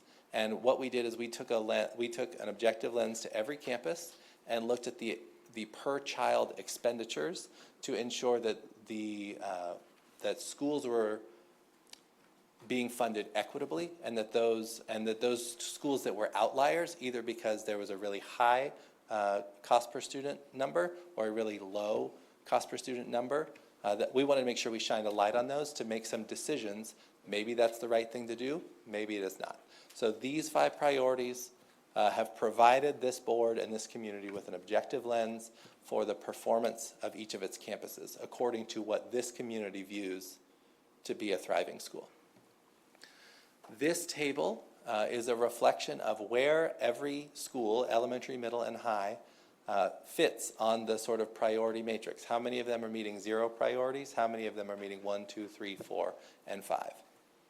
Obviously, you want as many schools as possible to be on this side. And now that these priorities have been set, and now that there are metrics there, schools will be able to take action to make sure that they meet those priorities. What you see here, every school that is highlighted is reflected in some way in a district optimization draft scenario. So all of these schools will show up tonight, whether it is because they are receiving students, they are receiving new programming, they're part of a consolidation, they're part of a closure. All of these schools that are highlighted will show up in the slides this evening. Okay, so charting a course for the district. This is a slide that was shown at the first Budget Advisory Committee meeting in February. You're all very familiar with the loss of impact aid. Just to emphasize one more time for the community, there is a $31 million budget reduction needed over the next 4 years, and that total is $50 million once all hold harmless have expired. The draft scenarios that you hear tonight will more than make up for this $31 million or $50 million reduction. You will see that. The goal is not only to meet the challenge that you have in front of you, but also to use the funds that are freed up through district optimization to pour into your schools, to pour into your students, to pour into your teachers, to make sure that dollars are going to children, to make sure that dollars are going to increase the number of high-quality seats and increase the high-quality facilities that you have at your disposal. Before we get to the scenarios, though, I do want to talk about another threat to the system that exists that is talked about less than the impact aid, and that is the long-term enrollment trends facing the district. And I will just explain this graph briefly. The black line represents the births within Killeen ISD for every year since 2014. The athletic gold line that you see here represents all of the kindergarten students that enroll in Killeen ISD 5 years later. Now, obviously, students move in, students move out, especially in a community like Killeen, which has such a large military presence. But what you see is two things. One, there is a slight decrease over the last few years in the percentage of students enrolling in Killeen ISD. But the larger and more sort of existential problem that is outside of the control of the school district is there are fewer children being born. There are roughly 600 fewer children being born every year in Killeen than there were 10 years ago. And while there is some loss to homeschool, charter school, private parochial school, while that exists, the largest driver of the decline in enrollment in Killeen ISD by far is the decline in births. You cannot educate a child that has never been born. And so that is a reality that the district is facing. So the latest data that we have for births is 2023, when there were about 3,800 births. If the district maintains the same capture rate of those births to kindergarten students, you will have 800 fewer kindergartners in 2028 than you had 10 years prior. Now, 800 students is a lot of students, and it's even more when you think about that just being in one grade level. So it's 800 fewer kindergartners in 2028, but the next year it is very likely 800 fewer kindergartners and 800 fewer first graders, and then 800 fewer kindergartners, first graders, and second graders, and on and on and on. So the declining enrollment problem will hit your elementary schools first. This is a review of capacity in your district. Typically, districts strive to be somewhere between 75% full to 90% full. It's just a matter of how efficient you want your campuses to be. Generally, if the district is at 100% capacity, that is not a good thing because there's no room to absorb students. There's no room to handle when there's a new housing development. So you want to leave a little bit of capacity. Right now, as the blue line represents high school capacity. You see the building utilization rate here on the left. The black line represents elementary school capacity, and the athletic gold line represents middle school capacity. And these lines tell a story. So what we just talked about is declining enrollment is going to hit your elementary schools first. Right now you see your elementary at almost exactly 80% capacity. I think it's 2 students away from exactly 80% capacity. But because of those smaller birth cohorts working through the system, you pretty quickly, within the next 5 years, will have 1,800 additional excess seats in the elementary school level alone. You can see, following the middle school trend, it stays relatively stable for the next 5 years, and then 10 years down the road, you're expected to have 500 fewer middle school students. And then high school capacity, because you have larger cohorts currently enrolled in your school system, right now, according to the demographer that came to the board in May, your high school capacity is actually expected to increase over the next few years as those larger cohorts work their way through the system. Before we get to the draft scenarios tonight, I do want to make one thing very clear. Based on the draft scenarios that you will see, we anticipate that every high-quality teacher that is in Killeen ISD will have a home next year. If you look at all of the draft scenarios, because we are making schools more efficient, because we are putting more students in our highest quality and highest performing schools, when you get more students, sometimes you need to create more teaching positions. And so all of the draft scenarios that you see tonight will create 189 additional teaching positions at those schools that are not there currently.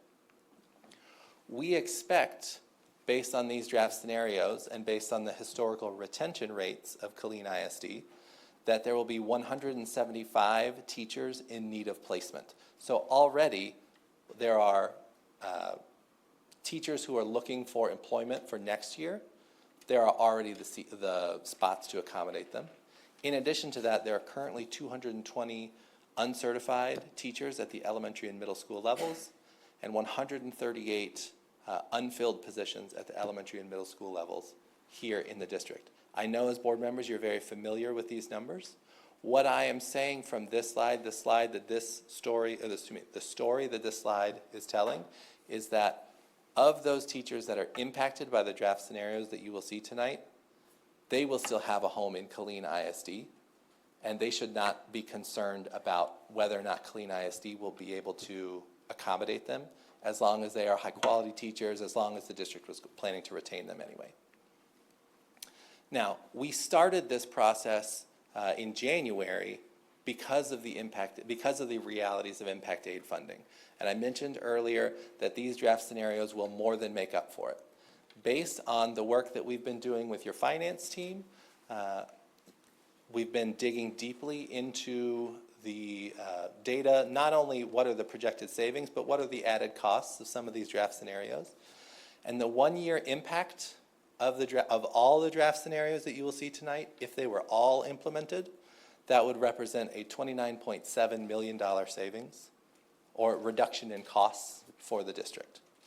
If you extrapolate that over 5 years, we would see a $118 million reduction in costs for the district.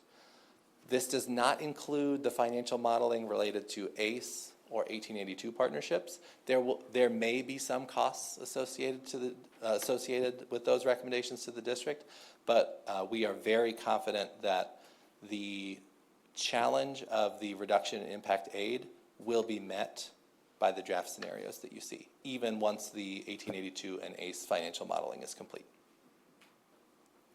Not only do the district optimization recommendations that you'll hear tonight, the draft scenarios that you'll hear tonight, not only do they save a significant amount of money for the board, but they also, getting back to our two key purposes of district optimization, represent almost 2,700 students moving to higher performing campuses and almost 3,200 students moving to higher quality facilities.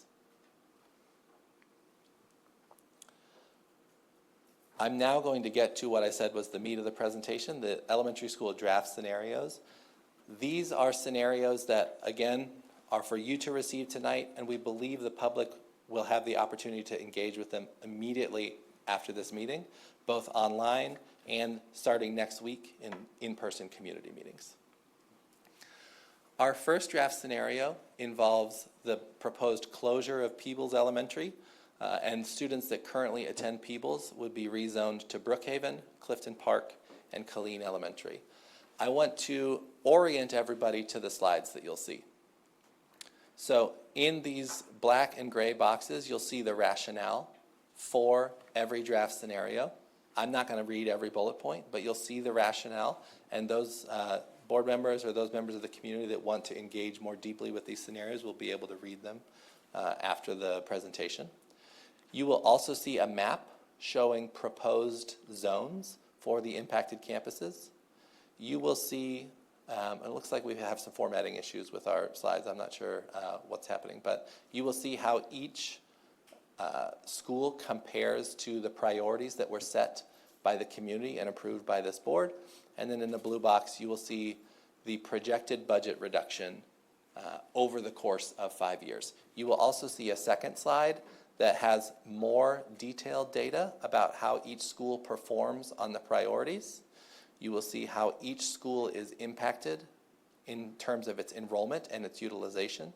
And lastly, if the data is available, you'll see the projected 5-year savings. So going back to the recommendation, the draft scenario that we have at hand, this is first and foremost a facilities-based recommendation. Peebles is the oldest elementary school in the district. It is one of the lowest quality in terms of building quality. However, given that Peebles received a B letter grade in the most recent accountability, what we are recommending is that the bulk of the Peebles administration be picked up and moved over to Brookhaven, where most of the schools, where most of the students will be moved, so that those students can still have access to those teachers, potentially to those administrators, and you would have a Peebles at Brookhaven situation. That's an easy way to think about it. If you look at the map, Peebles is here in yellow. It will be combined with the Brookhaven enrollment zone. Additionally, Killeen Elementary will accept the bilingual students that are currently zoned to Peebles. because Killeen already serves a large bilingual population at that campus. And then you see those in the blue, these students right here that are currently zoned to Killeen Elementary would be rezoned to Clifton Park Elementary. So what we have here is Peebles students moving from a low-quality facility to a higher-quality facility at Brookhaven. Those students at Peebles who are bilingual will be moving to a much nicer facility, almost brand-new Killeen Elementary. And those students at Killeen Elementary will be moving from a like facility to a like facility, an almost new facility to another almost new facility.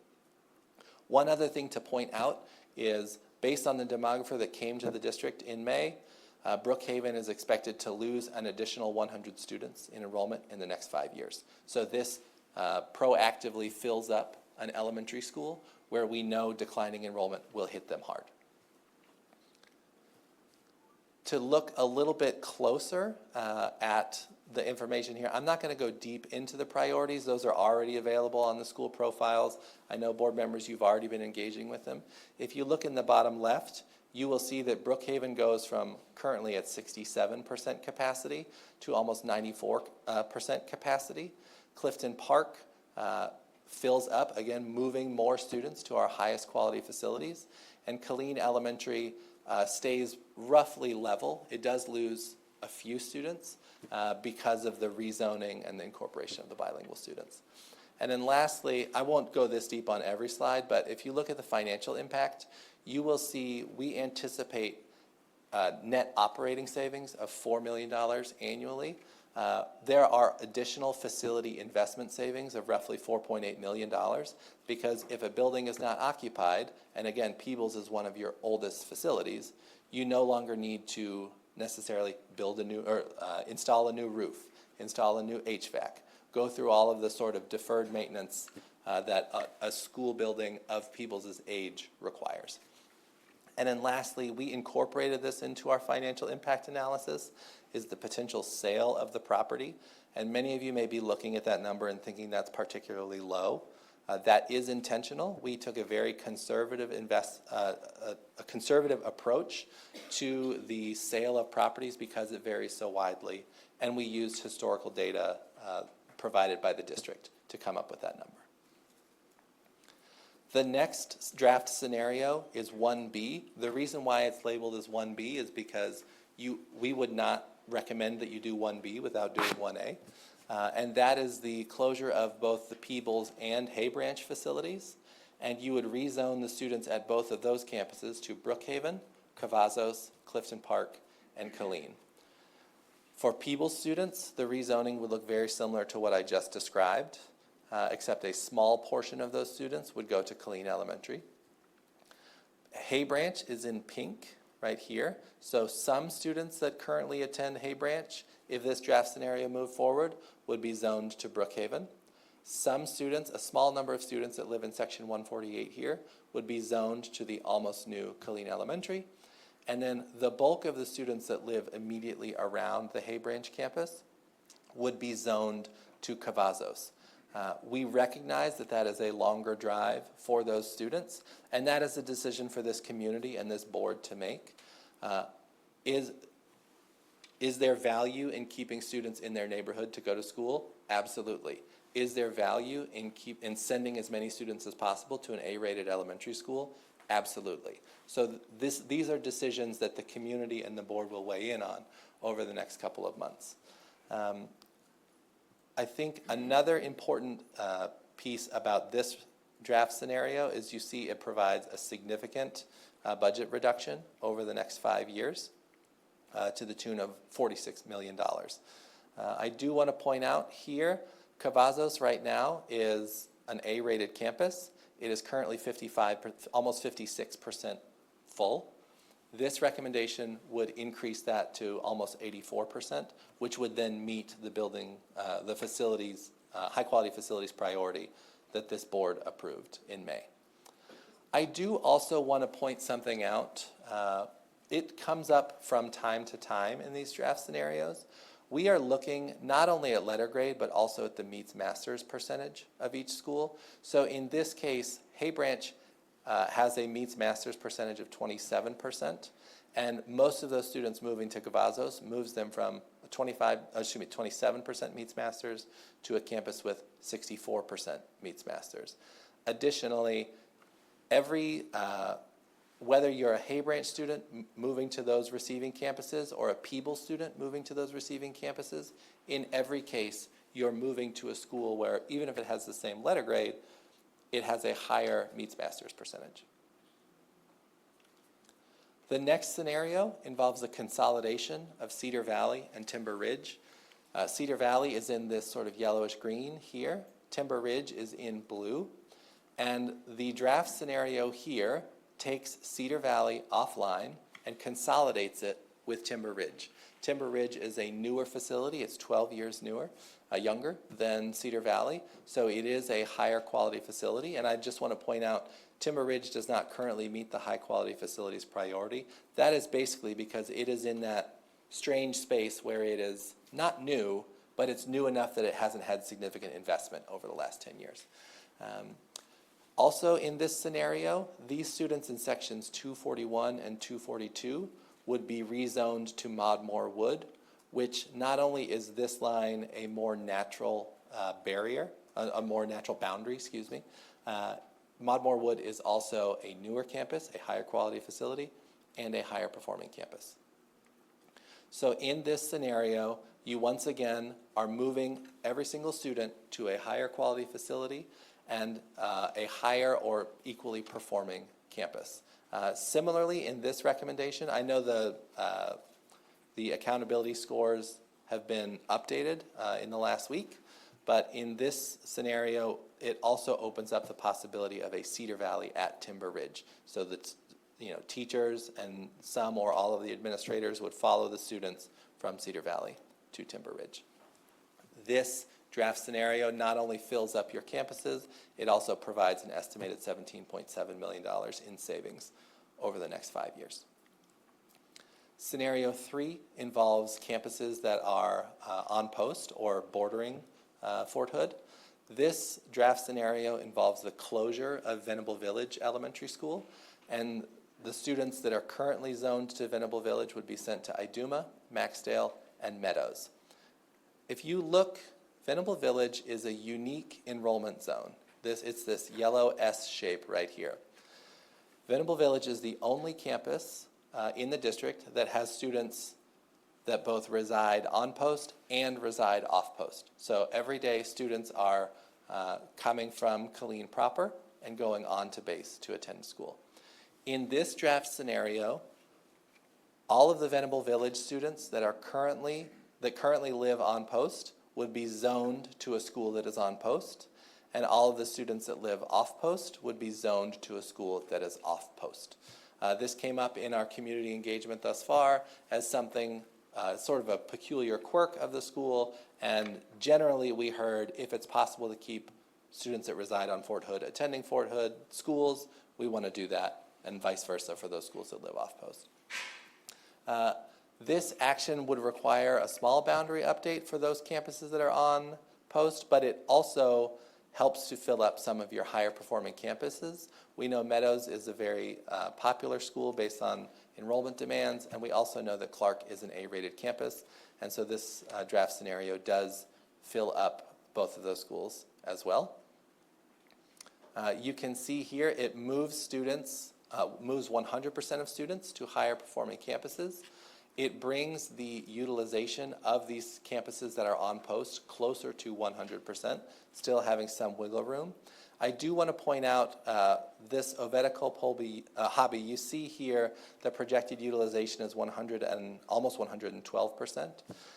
As part of this recommendation, as part of this scenario, we would actually recommend that you move the early childhood special education that is currently at Hobby to Montague Village. So Montague Village would actually receive roughly 12 students. It's roughly 12 students, but it is 3 to 4 classrooms. So if the programming was moved, Hobby would be within 100% of its utilization. This draft scenario also includes $16.2 million in projected 5-year savings. There is no revenue from the sale of this property, obviously because this property is on Fort Hood.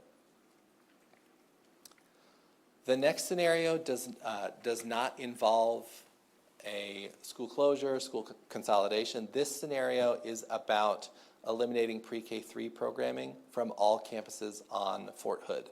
This was a recommendation that was initially brought up by the Budget Advisory Committee in February and March.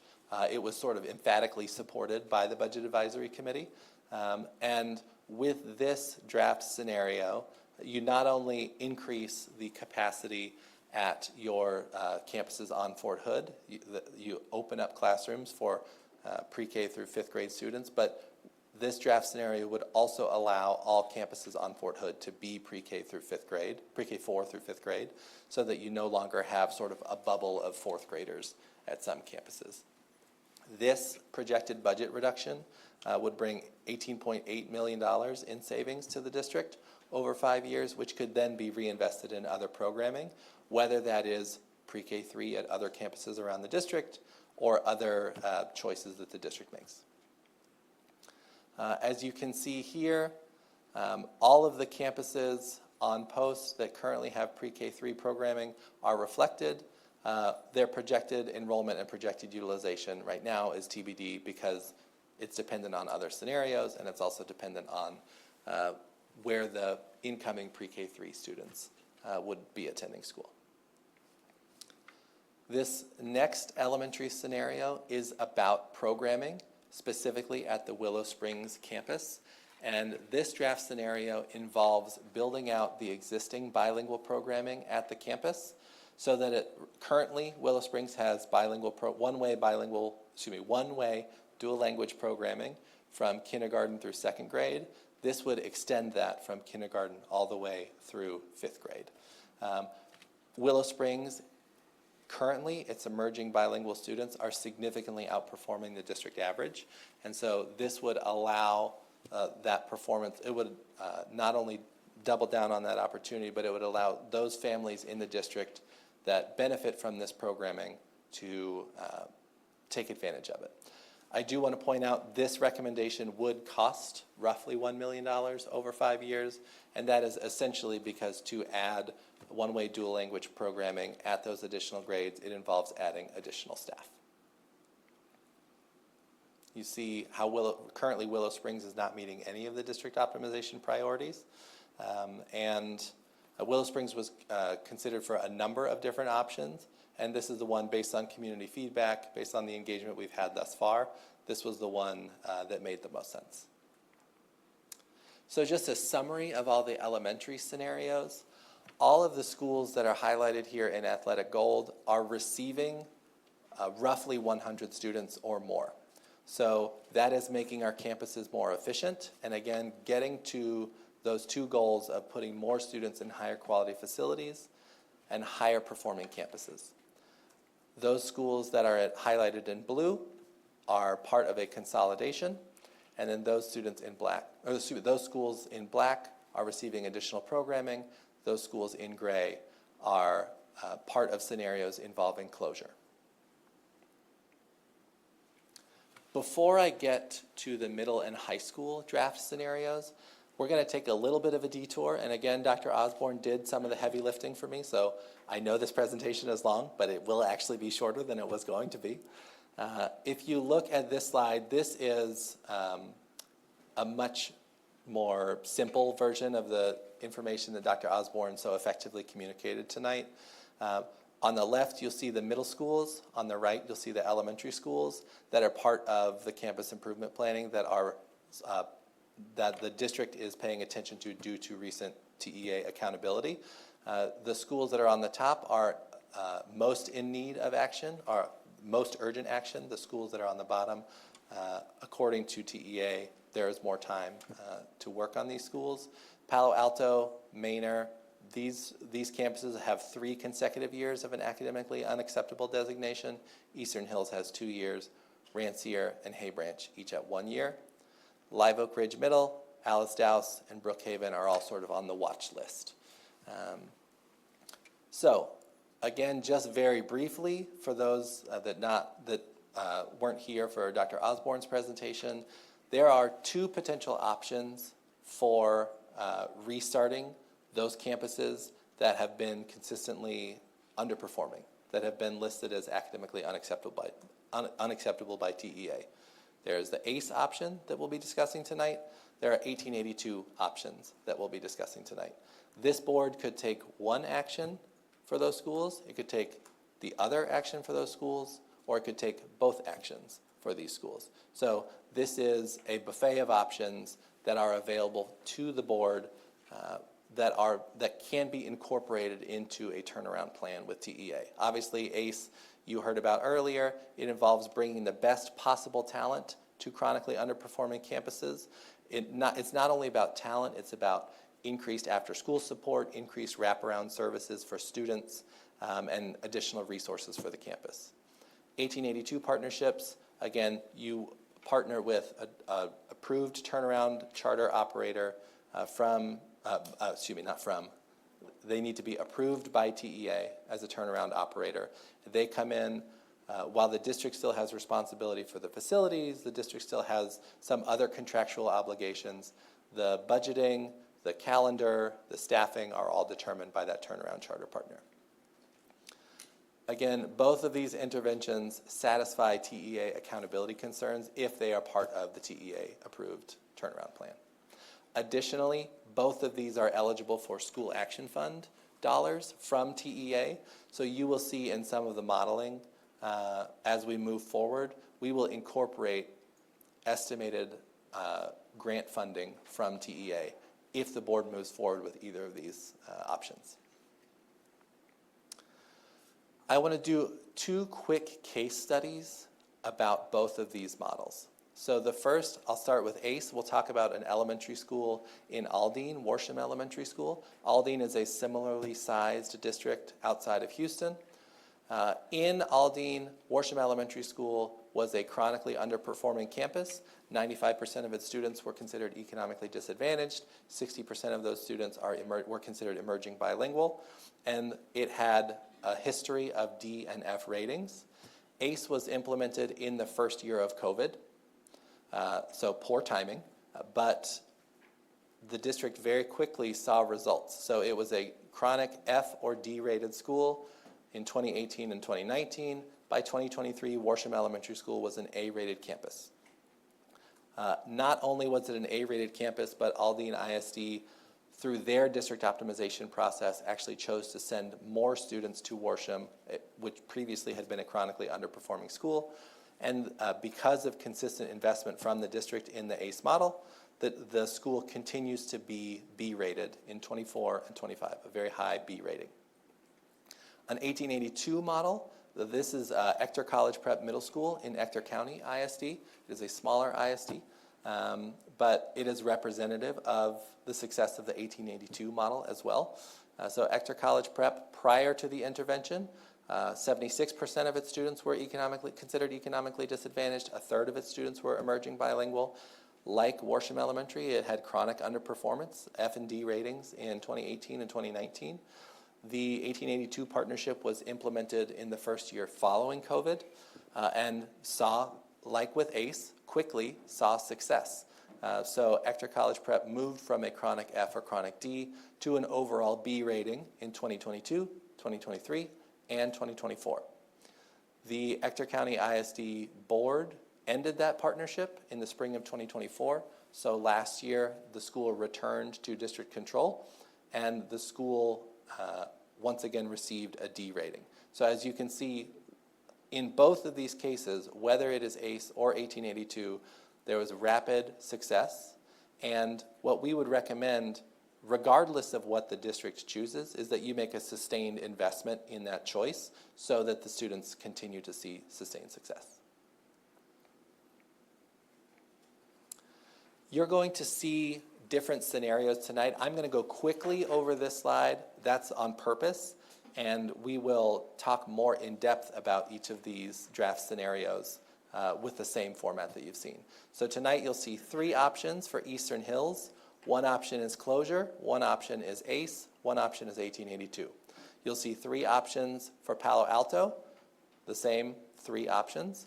And then for Manor, we are bringing forward two draft scenarios. One is the ACE model and one is 1882. Manor is not currently a draft scenario for closure simply because of the way that enrollment zones work and where students reside. We could not make it work without having extremely gerrymandered school zones that didn't make sense and would have resulted in extremely long bus rides for students. So again, you'll see this slide again, but I wanted to make it very clear that I talked about a buffet of options that the board has. You'll see draft scenarios related to closure, related to ACE, and related to 1882, all of which would need to be incorporated in some capacity and would need to be approved by TEA as part of your turnaround plan. So scenario 6A involves the closure of Eastern Hills Middle and the rezoning of students to nearby middle schools. Eastern Hills, you see in the yellow enrollment zone here, the bulk of Eastern Hills Middle School students would be rezoned to Nolan Middle School, which is a newer campus, a higher performing campus, again, accomplishing those two goals. Additionally, students would be zoned to Rancier, to Manor, to Union Grove, to Liberty Hill. This would bring a projected budget reduction of $16.1 million over 5 years. An additional part of this recommendation, this draft scenario, is that the Eastern Hills Middle School campus could be repurposed as a new Harker Heights Elementary School campus. Now, obviously, that would involve some investment from the district to convert a building from a middle school to an elementary school.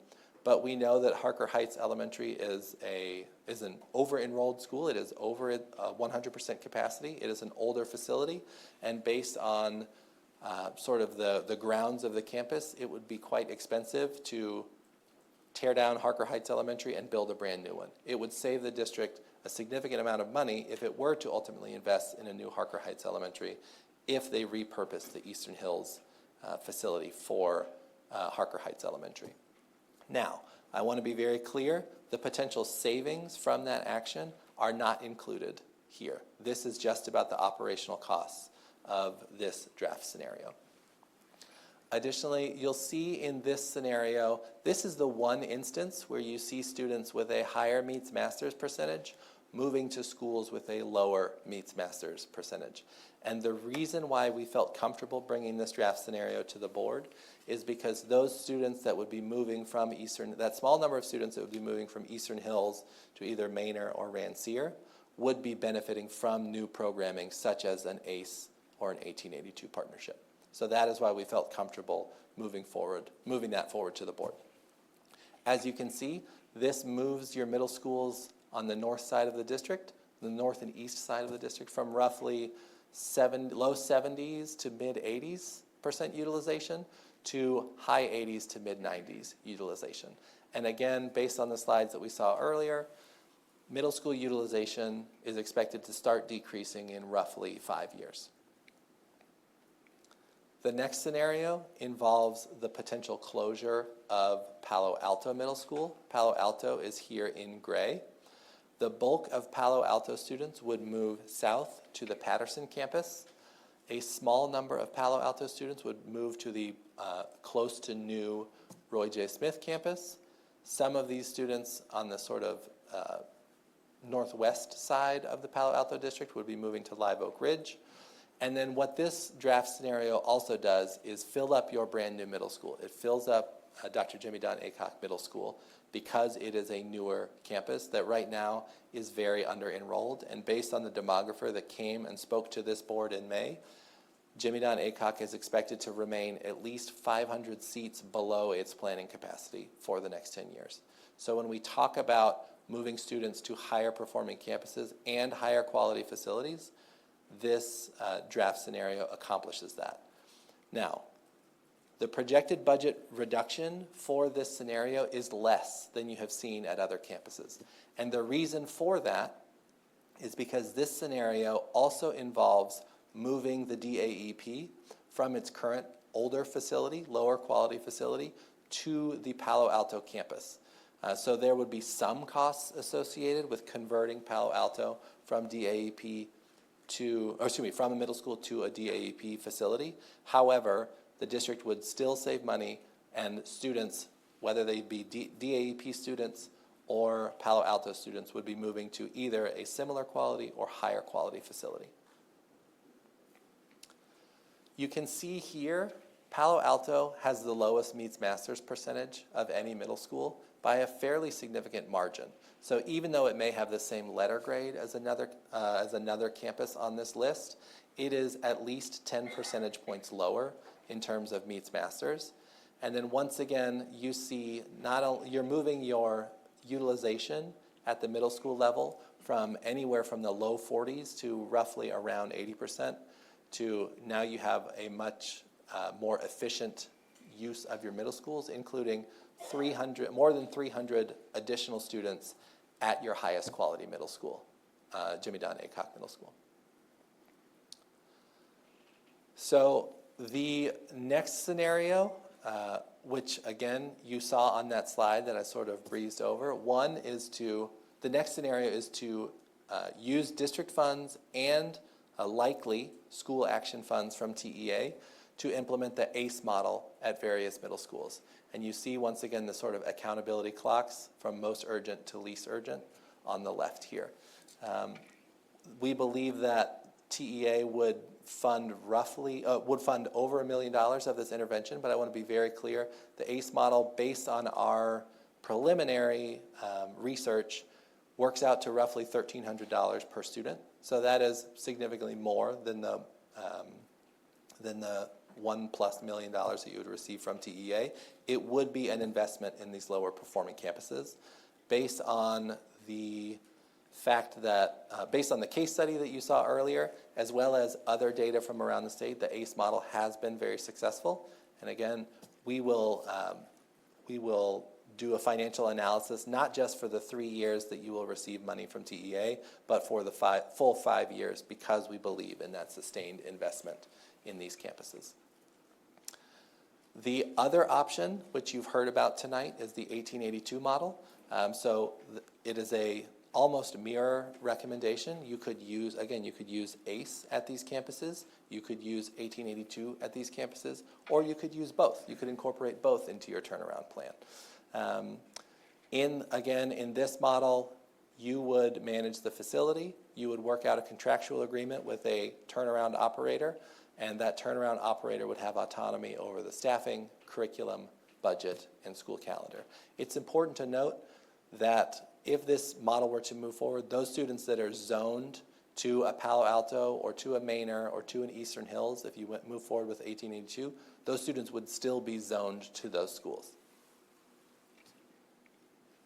So again, just to reiterate the slide that you've seen, the 3 draft scenarios that you have before you for Eastern Hills involve either a closure and the potential conversion to Harker Heights Elementary, the ACE model, or the 1882 model. For Palo Alto, the draft scenarios are a closure and the potential conversion to a new DAEP facility, the ACE model, or the 1882 model. And for Manor, again, because of the peculiarities of where students live, where the schools are built, and where the enrollment zones lie, the draft scenarios that you see do not involve closure, but involve the ACE model or the 1882 model. Here you see the same sort of summary slide. We just wanted to make sure that for the public that is watching, they had all of these middle schools and their performance on according to the priorities that this board passed. And then the projected enrollment here is based off of the enrollment provided by your demographer in May. The last scenario that we're presenting tonight involves this board taking an affirmative decision about high school programming and sort of reimagining what high school programming looks like in the district to expand access to career and technical education, expand access to STEM, and expand access to dual enrollment. We heard from our community engagement how important and how successful some of these programs are, and we consistently heard that we want all of our students to have all of the opportunities available to them. We want to lean into those things that are working well. We want to expand popular programming here in Killeen ISD. So what this draft scenario involves, it doesn't involve any construction, it doesn't involve moving students, it just involves the board making a commitment to do a long-term study to implement changes to its high school programming to expand access to CTE, STEM, and dual enrollment. We have projected that this would cost roughly $500,000 to the district. However, we are currently investigating and believe that there will be funding sources that will help mitigate this cost. There are often, whether it is state funding or philanthropic funding, there are often groups that believe in this type of programming that will help alleviate the cost for districts so they can expand it. Essentially, part of this recommendation could involve those sort of equipment-intensive programs at the Career Center, such as your auto tech, your cosmetology, your welding. We want to create more room for those popular programs. And so one option would be moving those programs that require less equipment, such as accounting, moving them back to a campus, and that not only, a traditional campus, that not only expands opportunities for students on a traditional campus, but also increases the number of seats that can participate in the welding program, participate in those more equipment-heavy programs. Again, this scenario doesn't change any enrollment zones, doesn't change any aspects of the facility yet, although that could be a recommendation of the Long Range Facilities Planning Committee. This is about the board taking an affirmative step to do a long-term study with the intent of expanding these popular programming, these popular programs that have come up so often in our community engagement. Again, just for the community, we've listed all of the high schools here so they can see how the high schools perform against the priorities and the projected enrollment of your campuses. I do want to point out, in looking at utilization and capacity, we do have some campuses, 3 of our high school campuses are over 100% of their planning capacity. I imagine that is something that the Long Range Facilities Planning Committee will continue to discuss and that this board will continue to discuss over the next several years as well. You see here a summary slide for our middle schools. There are 2 schools that have draft scenarios related to potential closure. There are 4 schools, all of which are on some level of the accountability clock in TEA, that are recommended for new programming. And then these schools in gold all become more efficient, allowing the district to pour more resources into those schools and pour more resources into ensuring that we have as many students as possible in our highest quality facilities and our higher performing campuses. And then you see a summary for high schools. Again, this is not a recommendation about zones or construction. This is a recommendation, a draft scenario about expanding access to high quality programming. Okay, so we've made it almost all the way through. I do want to give you a quick summary.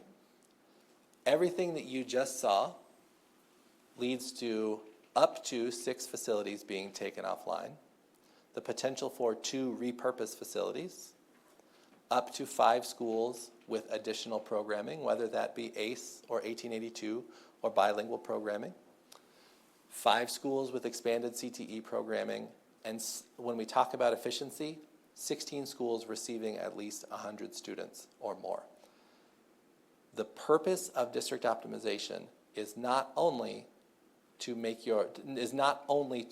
respond to the loss of impact aid, although, as I've said, this more than makes up for the challenge that the board is facing due to that decrease in federal funding. The purpose is also to become more efficient, to expand access to your high-quality seats and your high-quality schools. Again, just to summarize, almost 2,700 students at higher performing campuses and over 3,200 students at your higher quality facilities. Now, this is going to be something that benefits, the more people we hear from, the better off our ultimate outcomes will be. We've talked about that.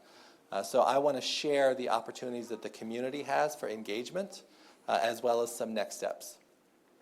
So community engagement opportunities, there is if you're a member of the community, or if a member of the community comes up to you, board members, and wants to know more about district optimization, there is a website that is currently live, KilleenISD.org/optimization, that has all of the school profiles, has news about the community news about the town hall meetings. It has a bevy of resources for community members. So if somebody has questions about it, I encourage you to direct them to the website. Additionally, as soon as I sit down, a survey will go live and will be live until the month of October. We're going to distribute that survey on social media, at community town halls, via traditional media. We want as many people as possible taking that survey. It will be available to people on their phones, via computer, in English and in Spanish. And then, as Dr. Buckley has already mentioned, there will be a series of town hall meetings starting as early as next week, if that schedule is approved by the board, which you will see here momentarily. And that will give members of the community who are impacted by these draft scenarios or who care about these draft scenarios, that will give them the opportunity not only to learn more about district optimization, but to engage in small groups, maybe 7 or 8 at a time, with a staff member from Killeen ISD. Because we want to make sure that everybody that wants to engage in this process not only engages in the process, but feels like they've been heard throughout this process. So they will not be standing in front of a microphone like I am right now and talking at people. They will be engaging in small group discussions with experts from Killeen ISD. I've mentioned this before, but the district optimization website also has all of the school profiles that have already received a lot of traction from the community, which again are a reflection of how every single campus performs according to that objective lens that was determined by the community and approved by this board in May. Here you see a link to the survey. This will be publicized widely. Again, it will be open for roughly 6 weeks, and we want it to be as accessible as possible. And participants can provide feedback on one scenario. If they would just want to talk about high school programming, they can talk about high school programming and then go about their business. Or they can comment on every single scenario, or they can comment on 3 scenarios.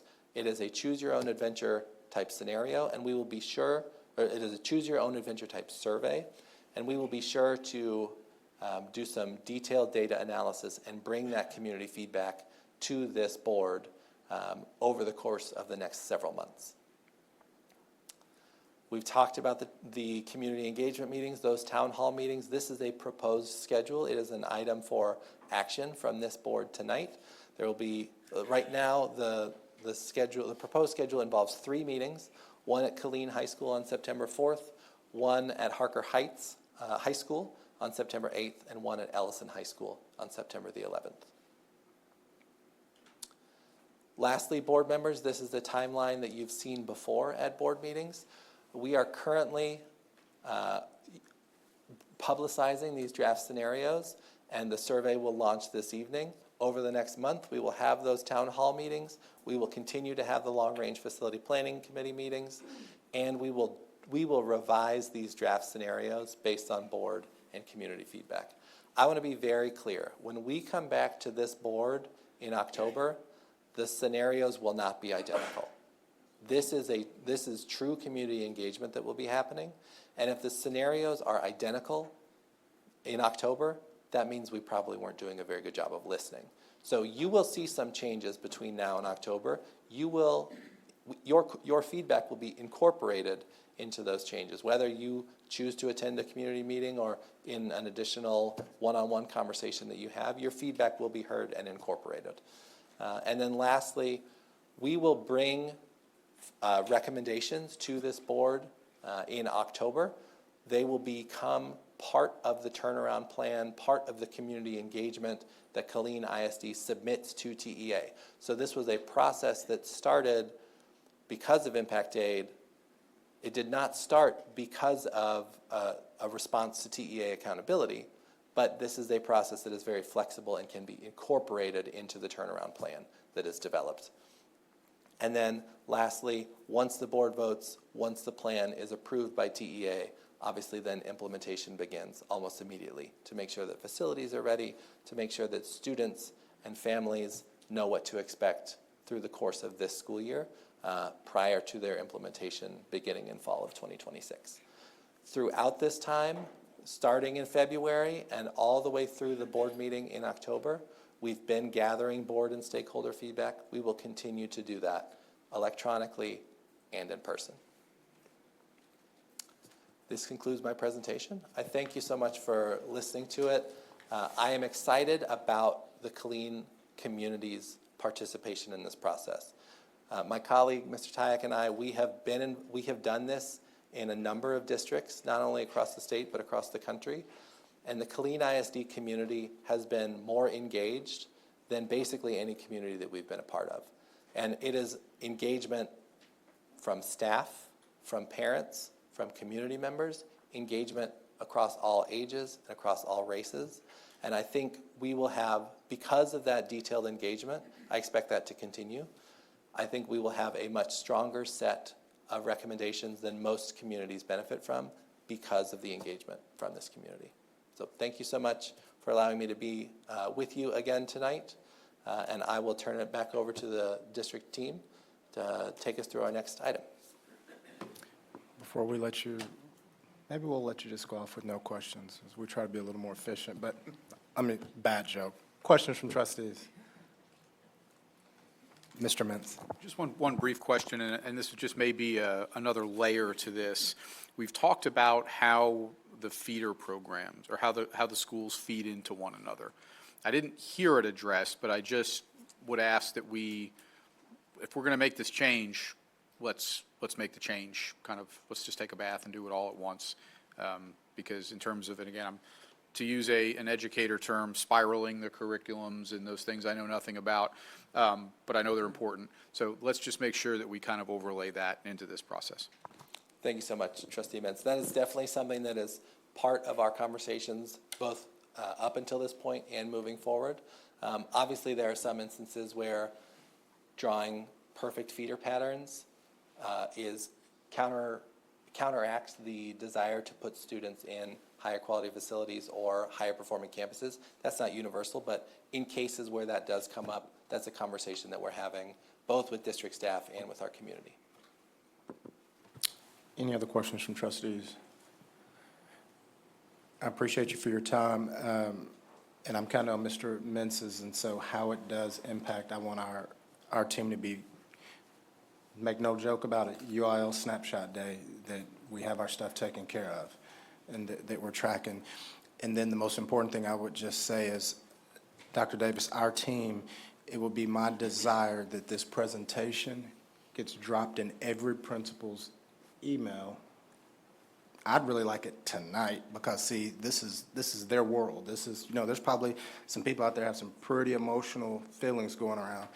And then if we can get our communications team to snip this particular presentation, and I want to drop that to them as well. So I don't want them to have to look for anything. I want it to be right there for them so they can hear it, and digest it, come with any questions that they have, be as prepared as they need to be for the town hall meetings and just their engagement, because regardless of who moves around and what seats they get in, they're the ones that are going to make this plan anything if it does become anything. And so I just don't want them to have to look for the material. I don't want these folks to have to leave and start calling people and say, did you see the meeting? Oh my goodness, Instead, I want them to say, it's in my inbox. I got it. I can see the presentation. I can see the video. And so hopefully that's not too big of an ask for our team on that. So Thanks. President Williams, just so you know, we have been working deeply with the communications team. There is a communications plan. We'll be sure. Essentially, by the time we get to October, if you are a member of this community and you want to engage about district optimization, you will have heard about it in some capacity, whether that is from an email, from a community meeting, from social media, from traditional media.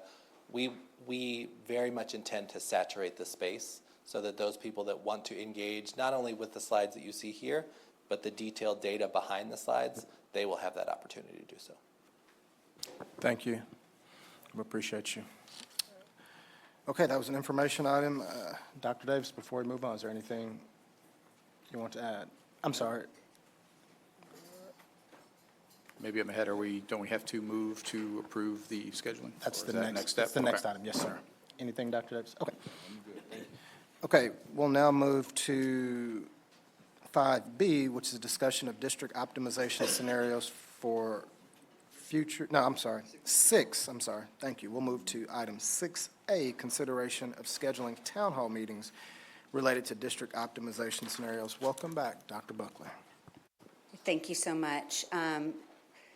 Yeah, Brenda, do the slide below that. So I want to just reiterate, we are sharing this exact presentation Thursday morning at general staff. All principals will be there and all central administration will be there. So it'll be a very large room, and this entire presentation in its entirety will be discussed or shared.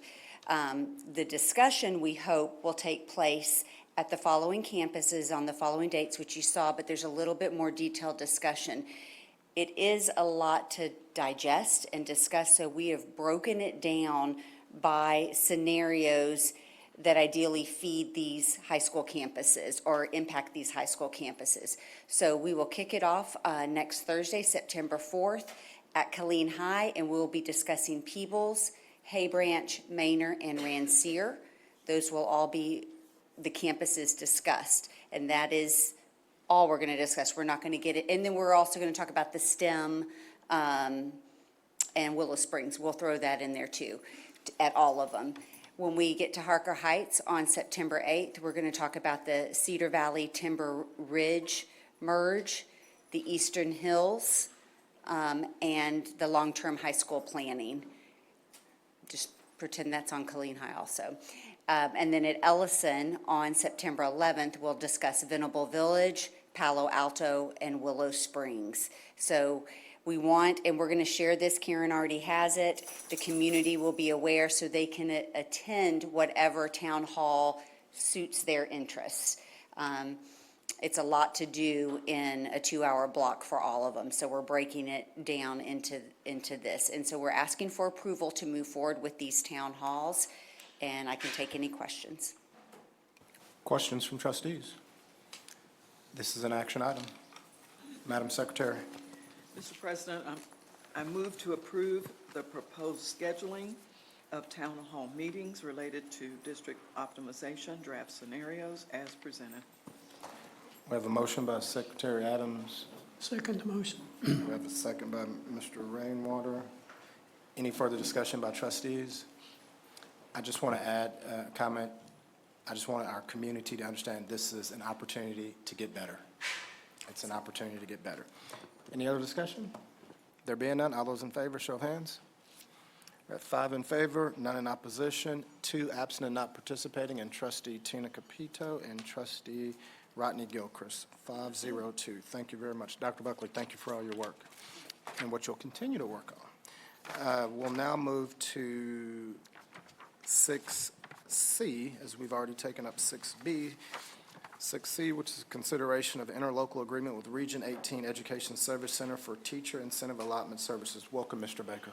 Good evening, President Williams, Dr. Davis, board members. Thank you so much for this opportunity to talk to you about our proposed continuing partnership with Region 18 and specifically the Texas Center for Educator Excellence, which is a satellite office of Region 18 that's actually housed in Austin, Texas. So what we wanted to do is give you a quick update of where we are on the TIA.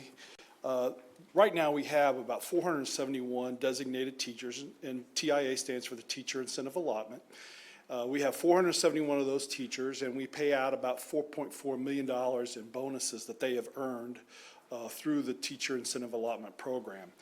As we know, through this last legislative session, the TEA commissioner is looking at expanding the TIA program. They're going to add in an extra designation, so we can expect a lot more growth and hopefully a lot more bonuses headed our way for our teachers who work so hard. We know, though, in KISD, and as so eloquently stated by one of our teachers in a previous board meeting at open comment at public forum, not all of our KISD teachers are currently eligible for this bonus, and we need to work to where every teacher in our district is eligible for that bonus. So we know if we do expand that TIA program, all our teachers will lead, for all our teachers, we hope that leads to higher retention rates across the board. And we also hope that in turn increases student performance. So we want to also attract a bunch of teachers to KISD by expanding the way in which you can qualify for a TIA bonus. We know, though, with expansion comes certain risks. That means we're going to have a lot more data to house and analyze. And if you think about it, every teacher who has a class, we have to look at that class. We have to look at how it's constituted at the beginning of the year. We have to provide a measurement. And then we have to follow that class through the year. And as you know, kids come and go through the year. And so at the end of the year, when you do that follow-up test, you got to figure out which of these kids are going to count for this teacher. And that can become very complicated when you're talking about a district as big as Killeen is. So what we want to do is take advantage of the partnership we have with Region 18, because they have a tool specifically that will help you manage that data and help you analyze that data. And they have experts, they have a team of experts that will help us roster those students, look at that data over time, and tell us, hey, when you submit this to TEA, and specifically they use Texas Tech, when you submit that data, if you do it in this way, you're going to be more likely to be approved and get your teachers that bonus. We have to have consistent data, though, and we have to be confident in what that data is showing. So this agreement, and slow me down if I'm talking too fast, this agreement will get us access to that Region 18, and they are designated by TEA as the data hub for the state. So if we have this partnership with them, we'll get access to data very quickly, and we'll also get analysis of that data where they can come and tell us, hey, set your cut rate for this test for these teachers at this spot and this spot. That will increase the chances of you being approved by the state. They'll be able to analyze our student growth over time, like I spoke to before. They'll help us calculate the different designations. They'll help us with the verification of data at the end of the year that we have to turn into the state. And they'll also give us a really solid digital platform that our principals can use and our teachers can use to track their progress. So I'm here tonight, answer any questions, but also ask for your approval to enter into this interlocal agreement. Questions from trustees? This is an action item. Madam Secretary. I move to approve the interlocal agreement with Region 18 Education Service Center for teacher incentive allotment services as presented. I have a motion by Secretary Adams. I have a second by Mr. Rainwater. Any further discussion by trustees? There being none, all those in favor, show of hands. We have 5 in favor, none in opposition, 2 absent and not participating, and Trustee Tina Capito and Trustee Rodney Gilchrist, 502. Thank you very much.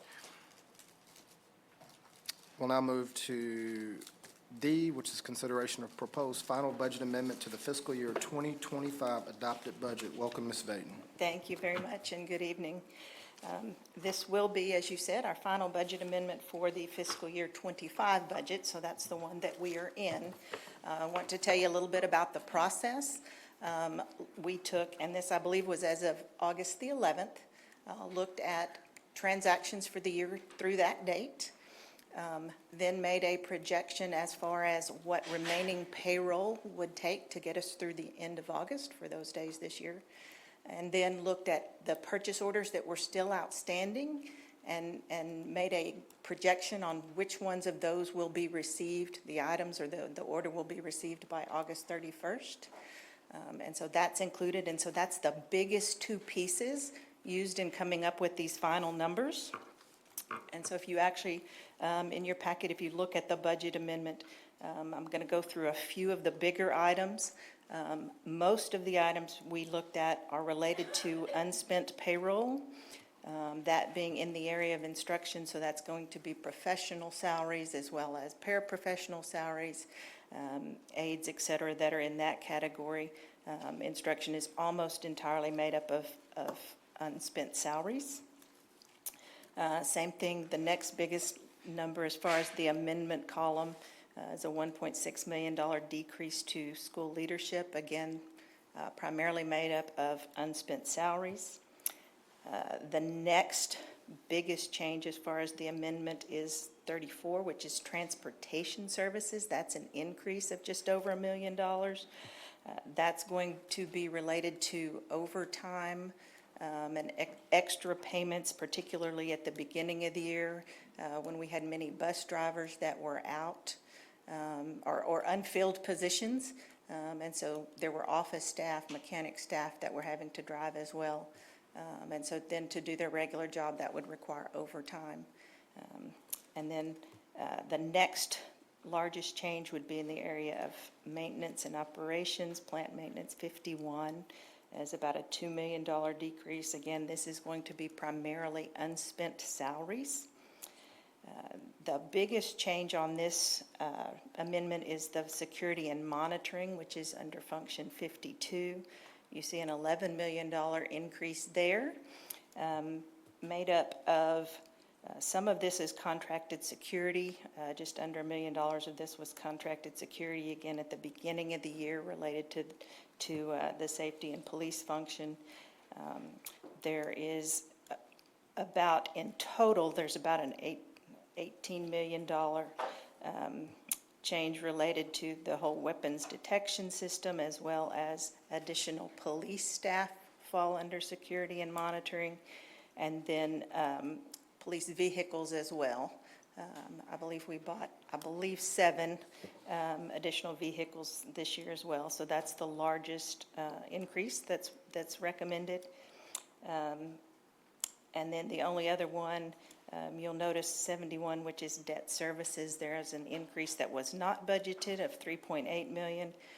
This is related to a required audit journal entry, closing entry for the year, related to school-based instructional technology arrangements.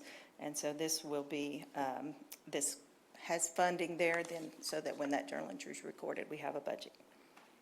So with that, we are looking for the amendment, looking at a total projected change in fund balance of $9.7 million in related to the adopted budget and then the first amendment that was approved.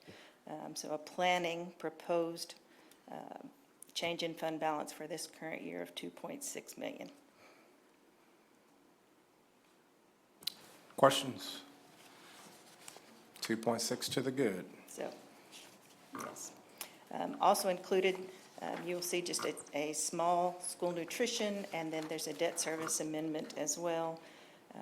The school nutrition piece is additional expenditures related to the kitchen equipment replacement, and then the debt service piece is on revenues, and it's just basically a change between local revenues and state revenues to account for how the funding has come in and the 3-2-1 discount.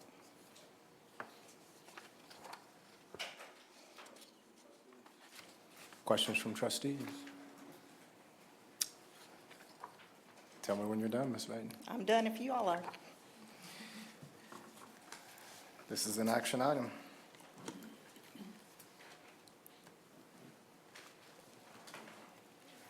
Mr. Mintz. Mr. President, I move to approve the final budget amendment for the fiscal year 2025 adopted budget as presented. We have a motion by Mr. Mintz. We have a second by Mr. Rainwater. Any further discussion by trustees? There being none, all those in favor, show of hands. We have 5 in favor, none in opposition, 2 absent and not participating, and trustee Tina Capito and trustee Rodney Gilchrist, 502. Thank you. We'll now go to E, which is a public hearing to discuss the budget and tax rate for fiscal year 2026. As a reminder, anyone wishing to speak during the public hearing should submit their sign-up sheet at this time. All comments must be related to the fiscal year 2026 budget and tax rate. Ms. Vaden. Okay. This presentation, you've seen most of it before.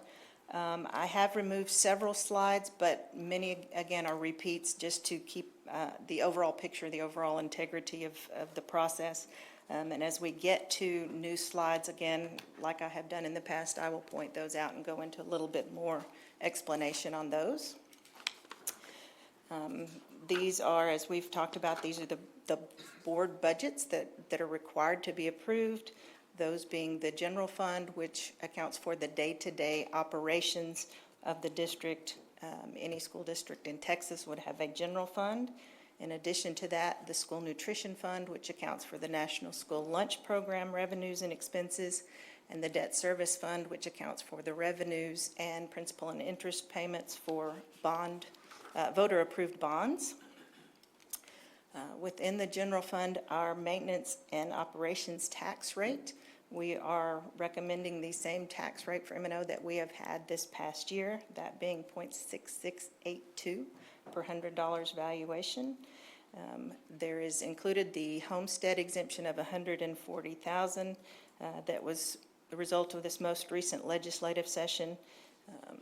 And then our state aid, always as a reminder, again, we are funded primarily based on ADA, our attendance. And so as local taxes go up or down, state revenue has that inverse relationship and does so as well. On the general fund budget assumptions, looking at the major assumptions that are here, the budgeted property tax collections, this was a change that we made coming into fiscal year 25 to increase that to a 99% collection rate. We did, as Mr. Heckenberg pointed out, one of the assumptions is the teacher supply reimbursement of $200 per classroom teacher, and so we have included that once again. And then the unfilled positions or the vacancy factor, looking at 94%. Again, that was a change. The current year that we were in was at 95%. This is a history of the enrollment and the ADA. As you can see, they very much align and track accordingly, other than 2019-20, which was related to COVID year, and there were some ADA adjustments as allowed by TEA, and so that's why there's a little bit bigger gap during those years. Also want to point out this most recent year, you do see that there is a larger decrease in the enrollment than the ADA. And that's attributed to towards the end of this most recent school year. There was a really good push, and our enrollment was in the 93% range. And so that allowed our ADA to not decrease as significantly as our enrollment. These are the historical tax rates for Killeen ISD. And you see the visual there at the bottom. The main piece of information to get out of this is the significant trending downward or decrease over the last 8 years. And so even going into fiscal year 26, and we are recommending overall a 0.2 cent, 0.002 increase, that overall it's still a very, very low tax rate, and again, smaller than it has been in many years. This was part of our required public notice, and you can see the average taxable value of residences there. You compare last year and this year. Last year, the value was $152,000. This current year, it's going to be $126,000. That information is provided to us by Bell County. The middle row, you see there are proposed tax rates. And again, the .002 proposed increase. But due to the average value and the homestead exemption that gets applied to that, will actually overall have a decrease for our homeowners of $219.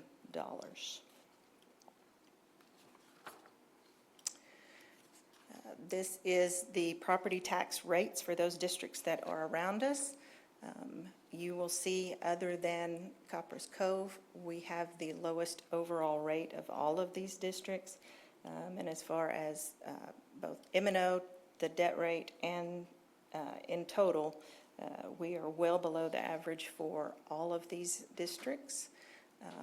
The other thing, there are several districts you can see at the top that have asterisks. That's kind of small. But these are districts that are having bond elections coming up in November.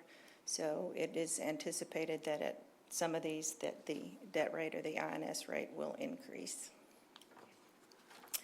This is new. This is kind of a breakdown of the revenues in the general fund, a little more detailed than we have seen in the past. You see as far as local revenue, the tax collections and the 321 discount that's related to those tax collections in the $76 million range. Investment income is just over $11 million, which is very flat. Because of the additional revenues with House Bill 2, we will have funds, more funds available to invest. And so even though the rate has been declining, we expect our investment income to remain flat. And then there's other revenues, $4.2 million, that can be athletic, gate receipts, those kinds of things, utility,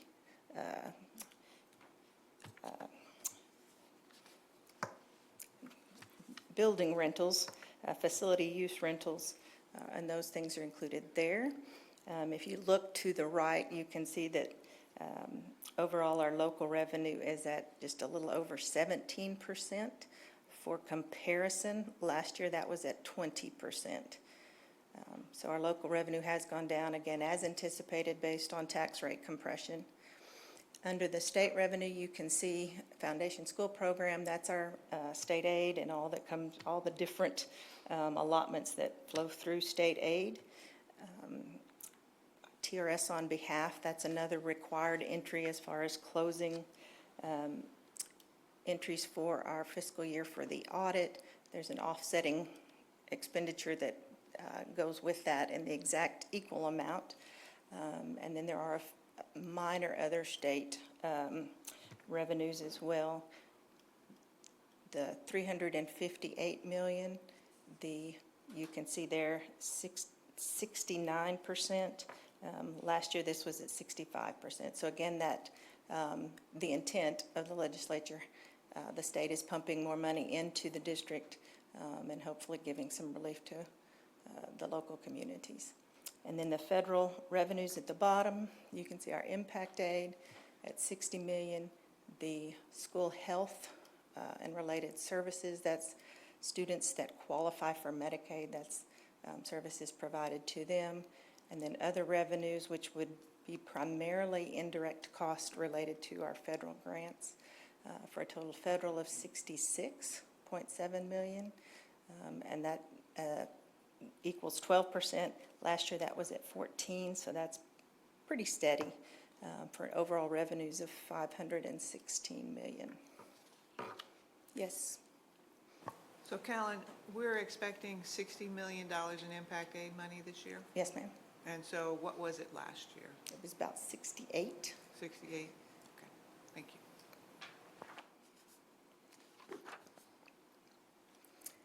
This is general fund budget comparison, and the revenues across the top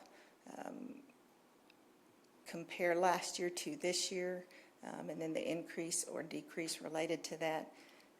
Revenue increase expected is overall $29 million. The expenditures there are listed by object code, what we call object code, and tells you what you were purchasing. And so obviously for the expenditures, as you would expect, the payroll and the benefits are the largest piece of the general fund. And then total expenditures for the general fund are $520.5 million. Do want to point out for the proposed budget, I know we've talked about this before, we are recommending a deficit budget of $4.2 million, absolutely intentional, based to come from prior year fund balance related to our state compensatory education funding. This is new, and it combines, I guess, the information from before with the function codes on the left and the object codes on the right. So within each of these areas, you can see where the largest dollar amounts fall. I'm going to talk through some of these. Again, as you go across the very first row, the instruction, as you would expect, again, the payroll costs are $276 million. But there's also contracted services of 16 related to potentially subs would fall in this category since we've now got ESS. Any other contracted services, potentially special education, et cetera, would fall into the contracted services area. So that's the two biggest pieces out of Function 11. And if you go all the way across to the right, you will see that Function 11 makes up 58.3% of our budget. Likewise, if you look down at the columns, you have those percentages as well. And we've talked about several times that the payroll costs make up 84% of our budget, 84.1% for our payroll cost, which has increased over the last few years as school districts have had to get more efficient, and then also partly related to the increase from House Bill 2, the raises that were required. A couple of the other changes, do want to point out about the middle row. Within the transportation piece, you do see there's a capital outlay piece of $725,000, so that's intended to buy additional vehicles. The other thing wanted to point out related to the plant maintenance, you'll see again the primary piece to that is going to be the salaries, which is the first column, but then also within the contracted services, that's going to be things such as utilities, I think insurance falls in that category, et cetera, any kinds of repairs that we'd have to contract out. And so overall, just wanted to kind of give that differentiation, if you will, of how the general fund is budgeted as far as expenditures. School Nutrition Fund, we've talked about this before. The main things to highlight, free lunch CEP program at 37 of our campuses, and then the child and adult food care program, the SEPR program, that over the next 3 months will be staggered and will then be at 47 of our campuses. School nutrition budget, again, this is the comparison by object code. As you would expect on the expenditure piece, the payroll makes up the largest portion of that, proposed budget of 12.4 for next year, but also supplies and materials, very much a function of this, obviously, because of the program related to food and non-food items, and there is an increase there related to that evening or that supper program. Overall, recommending a slight increase to the school nutrition budget of $277,000. This is new. This is that same comparison. I don't think it gives you much information because there are only 2 functions within school nutrition, so it just supports, again, I guess that same idea that if you look across function 35, which is the food services piece, it's almost, or kind of in the half and half range between payroll and then the supplies and food. Debt service fund, we've talked about this. Looking at the INS tax rate, proposing a 0.002 increase to that. We need to make sure that property taxes collected plus any state aid that's anticipated is sufficient to meet our current year debt payments. And then also part of that has to do with the cash flow. Oftentimes, most of your taxes come in at the end of January or right at the beginning of February, which is also when our payments are due. And so part of this has to do with the cash flow as well. Very similarly, here are the revenues and the expenditures. The revenues, again, are from 2 sources, either property taxes or our state facilities assistance. And then the expenditures of $27 million are the principal and interest payments. Again, recommending a slight increase of $361,000 to fund balance. This we looked at last time. I'm not going to go into all of the detail, but the biggest pieces of what's included in this budget. Obviously, we've talked before about the safety and security piece. Lots of additional dollars put into, obviously, equipment, but personnel as well. Improvements within the police department, whether that be, again, staff, vehicles, weapons, et cetera. Significant pay increases across all of the employees of the district, and those mandated by House Bill 2. In addition, the $25 increase to the employer contribution for health insurance. Talked about additional Tier 1 and Tier 2 instruction advances. I think significant, the 27 FTEs that are for the middle school math and reading PLCs. Looked at special education and trying to get those students, more of them to attend their neighborhood campus. Staffing for groundskeeping, to upkeep our building appearances. And then again, that strategic use of our prior year fund balance to support staffing and maintain those roles. And then the changes at school nutrition. And so with that, this will be the proposed budgets. Again, for the general fund, looking at the 4.2 deficit in total, the 277,000 increase for school nutrition, and the 361 for debt service. And that's it, and I'll take whatever questions you have. Questions? All right, I will now open the floor to the public hearing for comments related to the fiscal year 2026 budget and tax rate. First signed up to speak, Stan Goluboff. Welcome.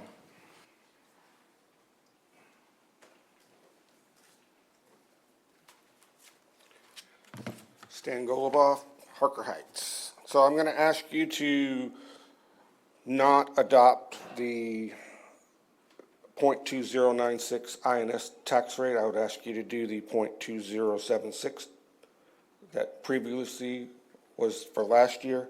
The difference is about $225,000 in revenue. And I would point out that in the budget amendment for 2025 that you just approved, there's $2 million in surplus in the INS fund. You can pull the chart back up after I get done talking if you don't believe me, but you have the money. We've already given you the money between the state and the taxpayer. We've already given you the money to ensure that at a .2076 INS tax rate, we will be able to make our $27 million bond payment. There's no need to raise my taxes, even though it's minor. The principle's there, and I would hope that you all would demonstrate the integrity that I know you have to not reach into the taxpayer's pocket unnecessarily. Because one day you're going to come to me and you're going to need money out of my pocket, probably for a bond. And when you literally nickel and dime me this way, I'm not going to support a bond. Okay? And I need you not to take any money that the legislature promised me through tax relief, because my city council's trying to take half of it already. And I'm talking to them. You guys aren't nearly as bad as they are. But the bottom line is tax relief was voted for. I don't need you to increase the INS tax rate. You have the money. And it's not going to cost you a dime. And you're going to look great to the public. So I would ask you, 0.206. You don't need 0.296. That's a crazy tax increase, tax rate increase. $225,000? Come on. You got $2 million left over from last year. Thank you. Thank you. As we have no one else signed up to speak, we're closing the floor to public hearing. We'll now go to item F, which is consideration of fiscal year 2026 accelerated instruction budget. Welcome back, Ms. Faden. Thank you. Since 2014, school districts have been legally required to budget state compensatory education funds before adopting any other funds. And so KISD complies with this by budgeting $100,000 towards students who did not pass their end-of-course tests. And so I would ask for your approval.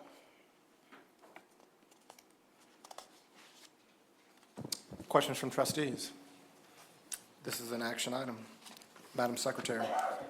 I move to approve the budgeting $100,000 in compensatory education funds as a budgeted line item within the fiscal year 2026 general fund budget to provide accelerated instruction at the high schools for students who did not meet end-of-course requirements. We have a motion by Secretary Adams. I'm about to get me a second in here today. We have a second by Vice President Jones. Any further discussion by trustees? There being none, all those in favor, show of hands. We have 5 in favor, none in opposition, 2 absent and not participating, and trustee Tina Capito and trustee Rodney Gilchrist, 502. We'll now move to G, which is a consideration of adoption of fiscal year 2026 district budgets. 1, general fund budget. 2, school nutrition fund budget. 3, debt service fund budget. Ms. Vaden. Just would ask that you approve the budgets as we just reviewed through the public hearing presentation. Total proposed budget would be for revenues, $578 million for all 3 funds, $581 in expenses for all 3 funds, other uses of $75,000 for a total proposed budget change to fund balance of $3.5 million. Questions from trustees? Mr. Mintz. Ms. Vaden, based on the public comment we just heard before we adopt budgets, could you just explain what risk we would assume? I mean, it's a very small difference, but can you tell us what the risk would be to adopt the lower INS budget? Or, sorry, lower INS tax rate? I want to make 2 comments. One, we don't have $2 million at this point. That is a budget amendment. So we will see where we actually come in at year end. So that's the first comment. The second comment relates to what I said during the presentation. Part of that has to do with cash flow as well as the fund balance. As a point of reference, last year, at the end of our audit, we had just over $33,000 in fund balance for INS. That's it. Thank you. Any other questions? This is an action item. Mr. Rainwater. I move to approve the adoption of the fiscal year 2026 general fund, school nutrition fund, and debt service fund budgets as presented. A motion by Mr. Rainwater. We have a second by Mr. Mintz. Any further discussion by trustees? There being none, all those in favor, show of hands. We have 5 in favor, all those opposed. We have 5 in favor, none in opposition, 2 absent and not participating, and trustee Tina Capito and trustee Rodney Gilchrist. The budget is adopted. Ms. Vaden, congratulations to you and your team on a job well done, and to everybody. And who it was a supports you. team, absolutely. Thank you. We appreciate The HR team, the budget team, finance team, a lot of people involved, senior leadership as well, so appreciate all of that. Mr. President, can we, I mean, Absolutely. there's teams or people who you want to, I'd like to, I mean, there's some actual humans that do the work. You want to I give them really some public don't, because I'm recognition? scared I'd leave people out.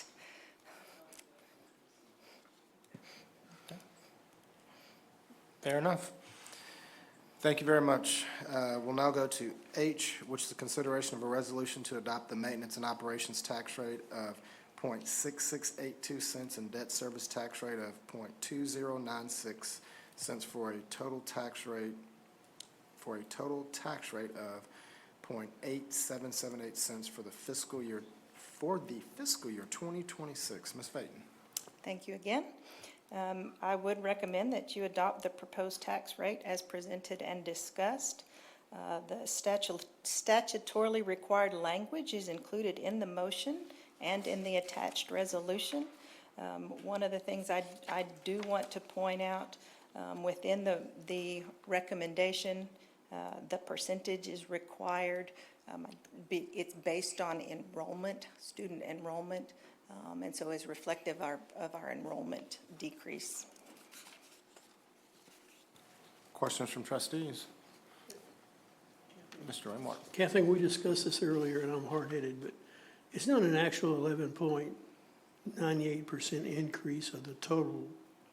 Because of the relationship of the, I'm going to say, no new revenue tax rate and our enrollment decrease, it's really based on the per student basis.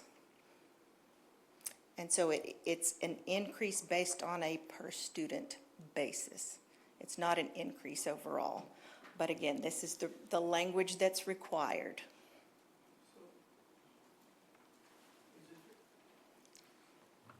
Is it fair to say that taxpayers not going to see an 11.8% increase in their taxes? I can't really speak to each individual taxpayer. Again, That's we've true, looked at average residence Sure. values. Ms. Vaden, Being that the rate is a very, very minimal increase, I would not expect that. But again, it would potentially depend on the individual taxpayer's circumstances. I think the best way to explain that is it's because it's generating the same tax rate that would have generated the same revenue from last year would have been lower, but we're staying where we were, values have gone up, so it results in more funds that are collected, and that's where that percentage comes from, and that's why they call it additional. Yes. It's additional taxes versus the no new rate, which would actually take you backwards. Did I say that right? Yes, you did. Did that help you out, Mr. Rainwater? Yes, sir. Thank you. All right. Any other questions from trustees? This is an action item. Mr. Rainwater. Tax rate be increased by the adoption of a tax rate of 0.8778, which is effectively an 11.98% increase in the tax rate, and to adopt the related resolution as presented. We have a motion by Mr. Rainwater. We have a second by Secretary Adams. Any further discussion by trustees? There being none, all those in favor, show of hands. We have 5 in favor, none in opposition, 2 absent and not participating, and trustee Tina Capito and trustee Rodney Gilchrist passes by a 5-0-2 vote. Once again, thank you, Ms. Vaden, for your Thank you work very and your much. team's work getting it Thank across you. the finish line. Job well done. We'll now move to agenda item 7, which is discussion of future board meeting agendas and trustee remarks. And we will start with future agendas and Dr. Davis. Thank you, Mr. President. If it pleases the board, I don't want to treat you like first graders. Instead of reading all this, if you have any questions or need any clarifications, please let us know so we can move forward. Any questions on the upcoming agenda for September 9th, which is an amazing thing because that means we don't have a meeting next Tuesday? Mr. Rainwater. And I think Harper would be so glad that I made this comment. But I have concerns about the level 3 parent grievance filed by Ms. Hitchcock. She has multiple grievances. You might be getting us in trouble there. I see. I don't know, I just saw Joey's head whip around. I know you had mentioned Miss.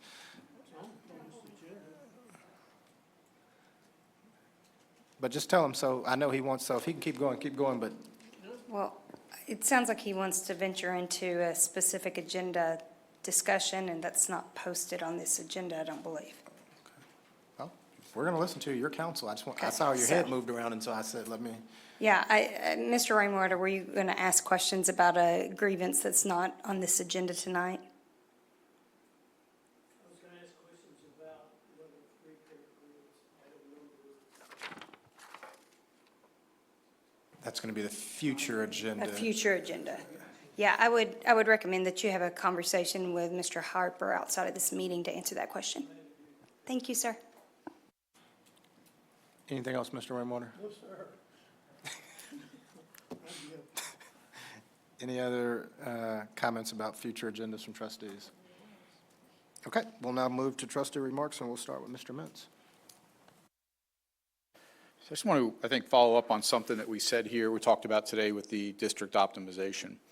And like myself, like all the other board members, have had a chance to talk to those folks that are putting that together. And I think I just want to make sure that the community understands the level of work that's gone into that, and how important, A, how important it is, and B, how important their feedback is. It is going to fundamentally reshape this district in a way that's better for our students, in a way that's better for the financial health, long-term and short-term, of this district. So I just want to encourage folks to get involved. Don't come by after the fact saying you did all these things without talking to me. There is a multitude of different ways for folks to get involved in the process and let their voices be heard, so I would encourage them to do so. Thank you. Secretary Adams. I'm good, sir, thank you. Mr. Rainwater. I'm good. I feel like we're kind of at a turning point in our school district, and to make that successful, it's going to involve our communities and our staffs and our kids. But it's so critical that we make those changes and that we do them in such a way that our schools and our staffs profit from them. Because I think the reality is of the situation, in a sense, we're losing money every day that we don't make these changes. And the last thing that I ever want to, as a board member, and just as a guy that's been around a minute, but, and I never want to be in a situation where the agency comes down and takes over KISD or takes over a school. Because if you'll read about the things that happened in Houston, I mean, there were radical decisions made by the commissioner who appointed a man who had no educational experience at all, who was a corporate guy. And it was a mess. I mean, he straightened the schools out, but it was a high price to everybody to pay. And I'd rather get these things in place and not put our staffs and our people in those situations. And it's going to be a lot of work. Thank you, sir. Madam Vice President. Not a lot, just think it's amazing. We've got a condensed agenda, and we got through this evening, and it's only 9:53 right now. And we still have a few other items, I think, here to talk about, but kudos to everybody and the staff, and thank you all for presenting it to us. Appreciate you. I always love Callan's presentations. I just want to echo what Mr. Mintz said, talked about providing feedback for this optimization plan. That is extremely important because this is not walking in to look at a plan and going what might be. I mean, it is a pretty detailed plan for you to come in and clearly say, hey, I have a problem with that, or hey, I like that. It's not a, hey, we're considering doing some things. It's like, look, here is the proposal. And I think that's the best way to get feedback. So I just encourage everybody to do that. And then to our entire KISD team, in the words of Drayton McLean, I'd just like to encourage you to keep charging. Mr. Superintendent, anything you got? No, thank you for this shortened meeting as well. That's all I say. We're not done yet, so we'll go to 8 now, which is closed session. The board will now convene in closed session for agenda item 8A, discussion of personnel matters as allowed by Texas Government Code 551.074, and agenda item 8B, deliberation regarding the purchase, exchange, lease, or value of real property as allowed by Texas Government Code 551.072. No voting will take place in closed session. Any action the board wishes to take as a result of discussions in closed session will take place after the board reconvenes in the open meeting. The time is now 9:54 p.m. and we are in closed session. And if everybody's okay with it, we'll stay right here.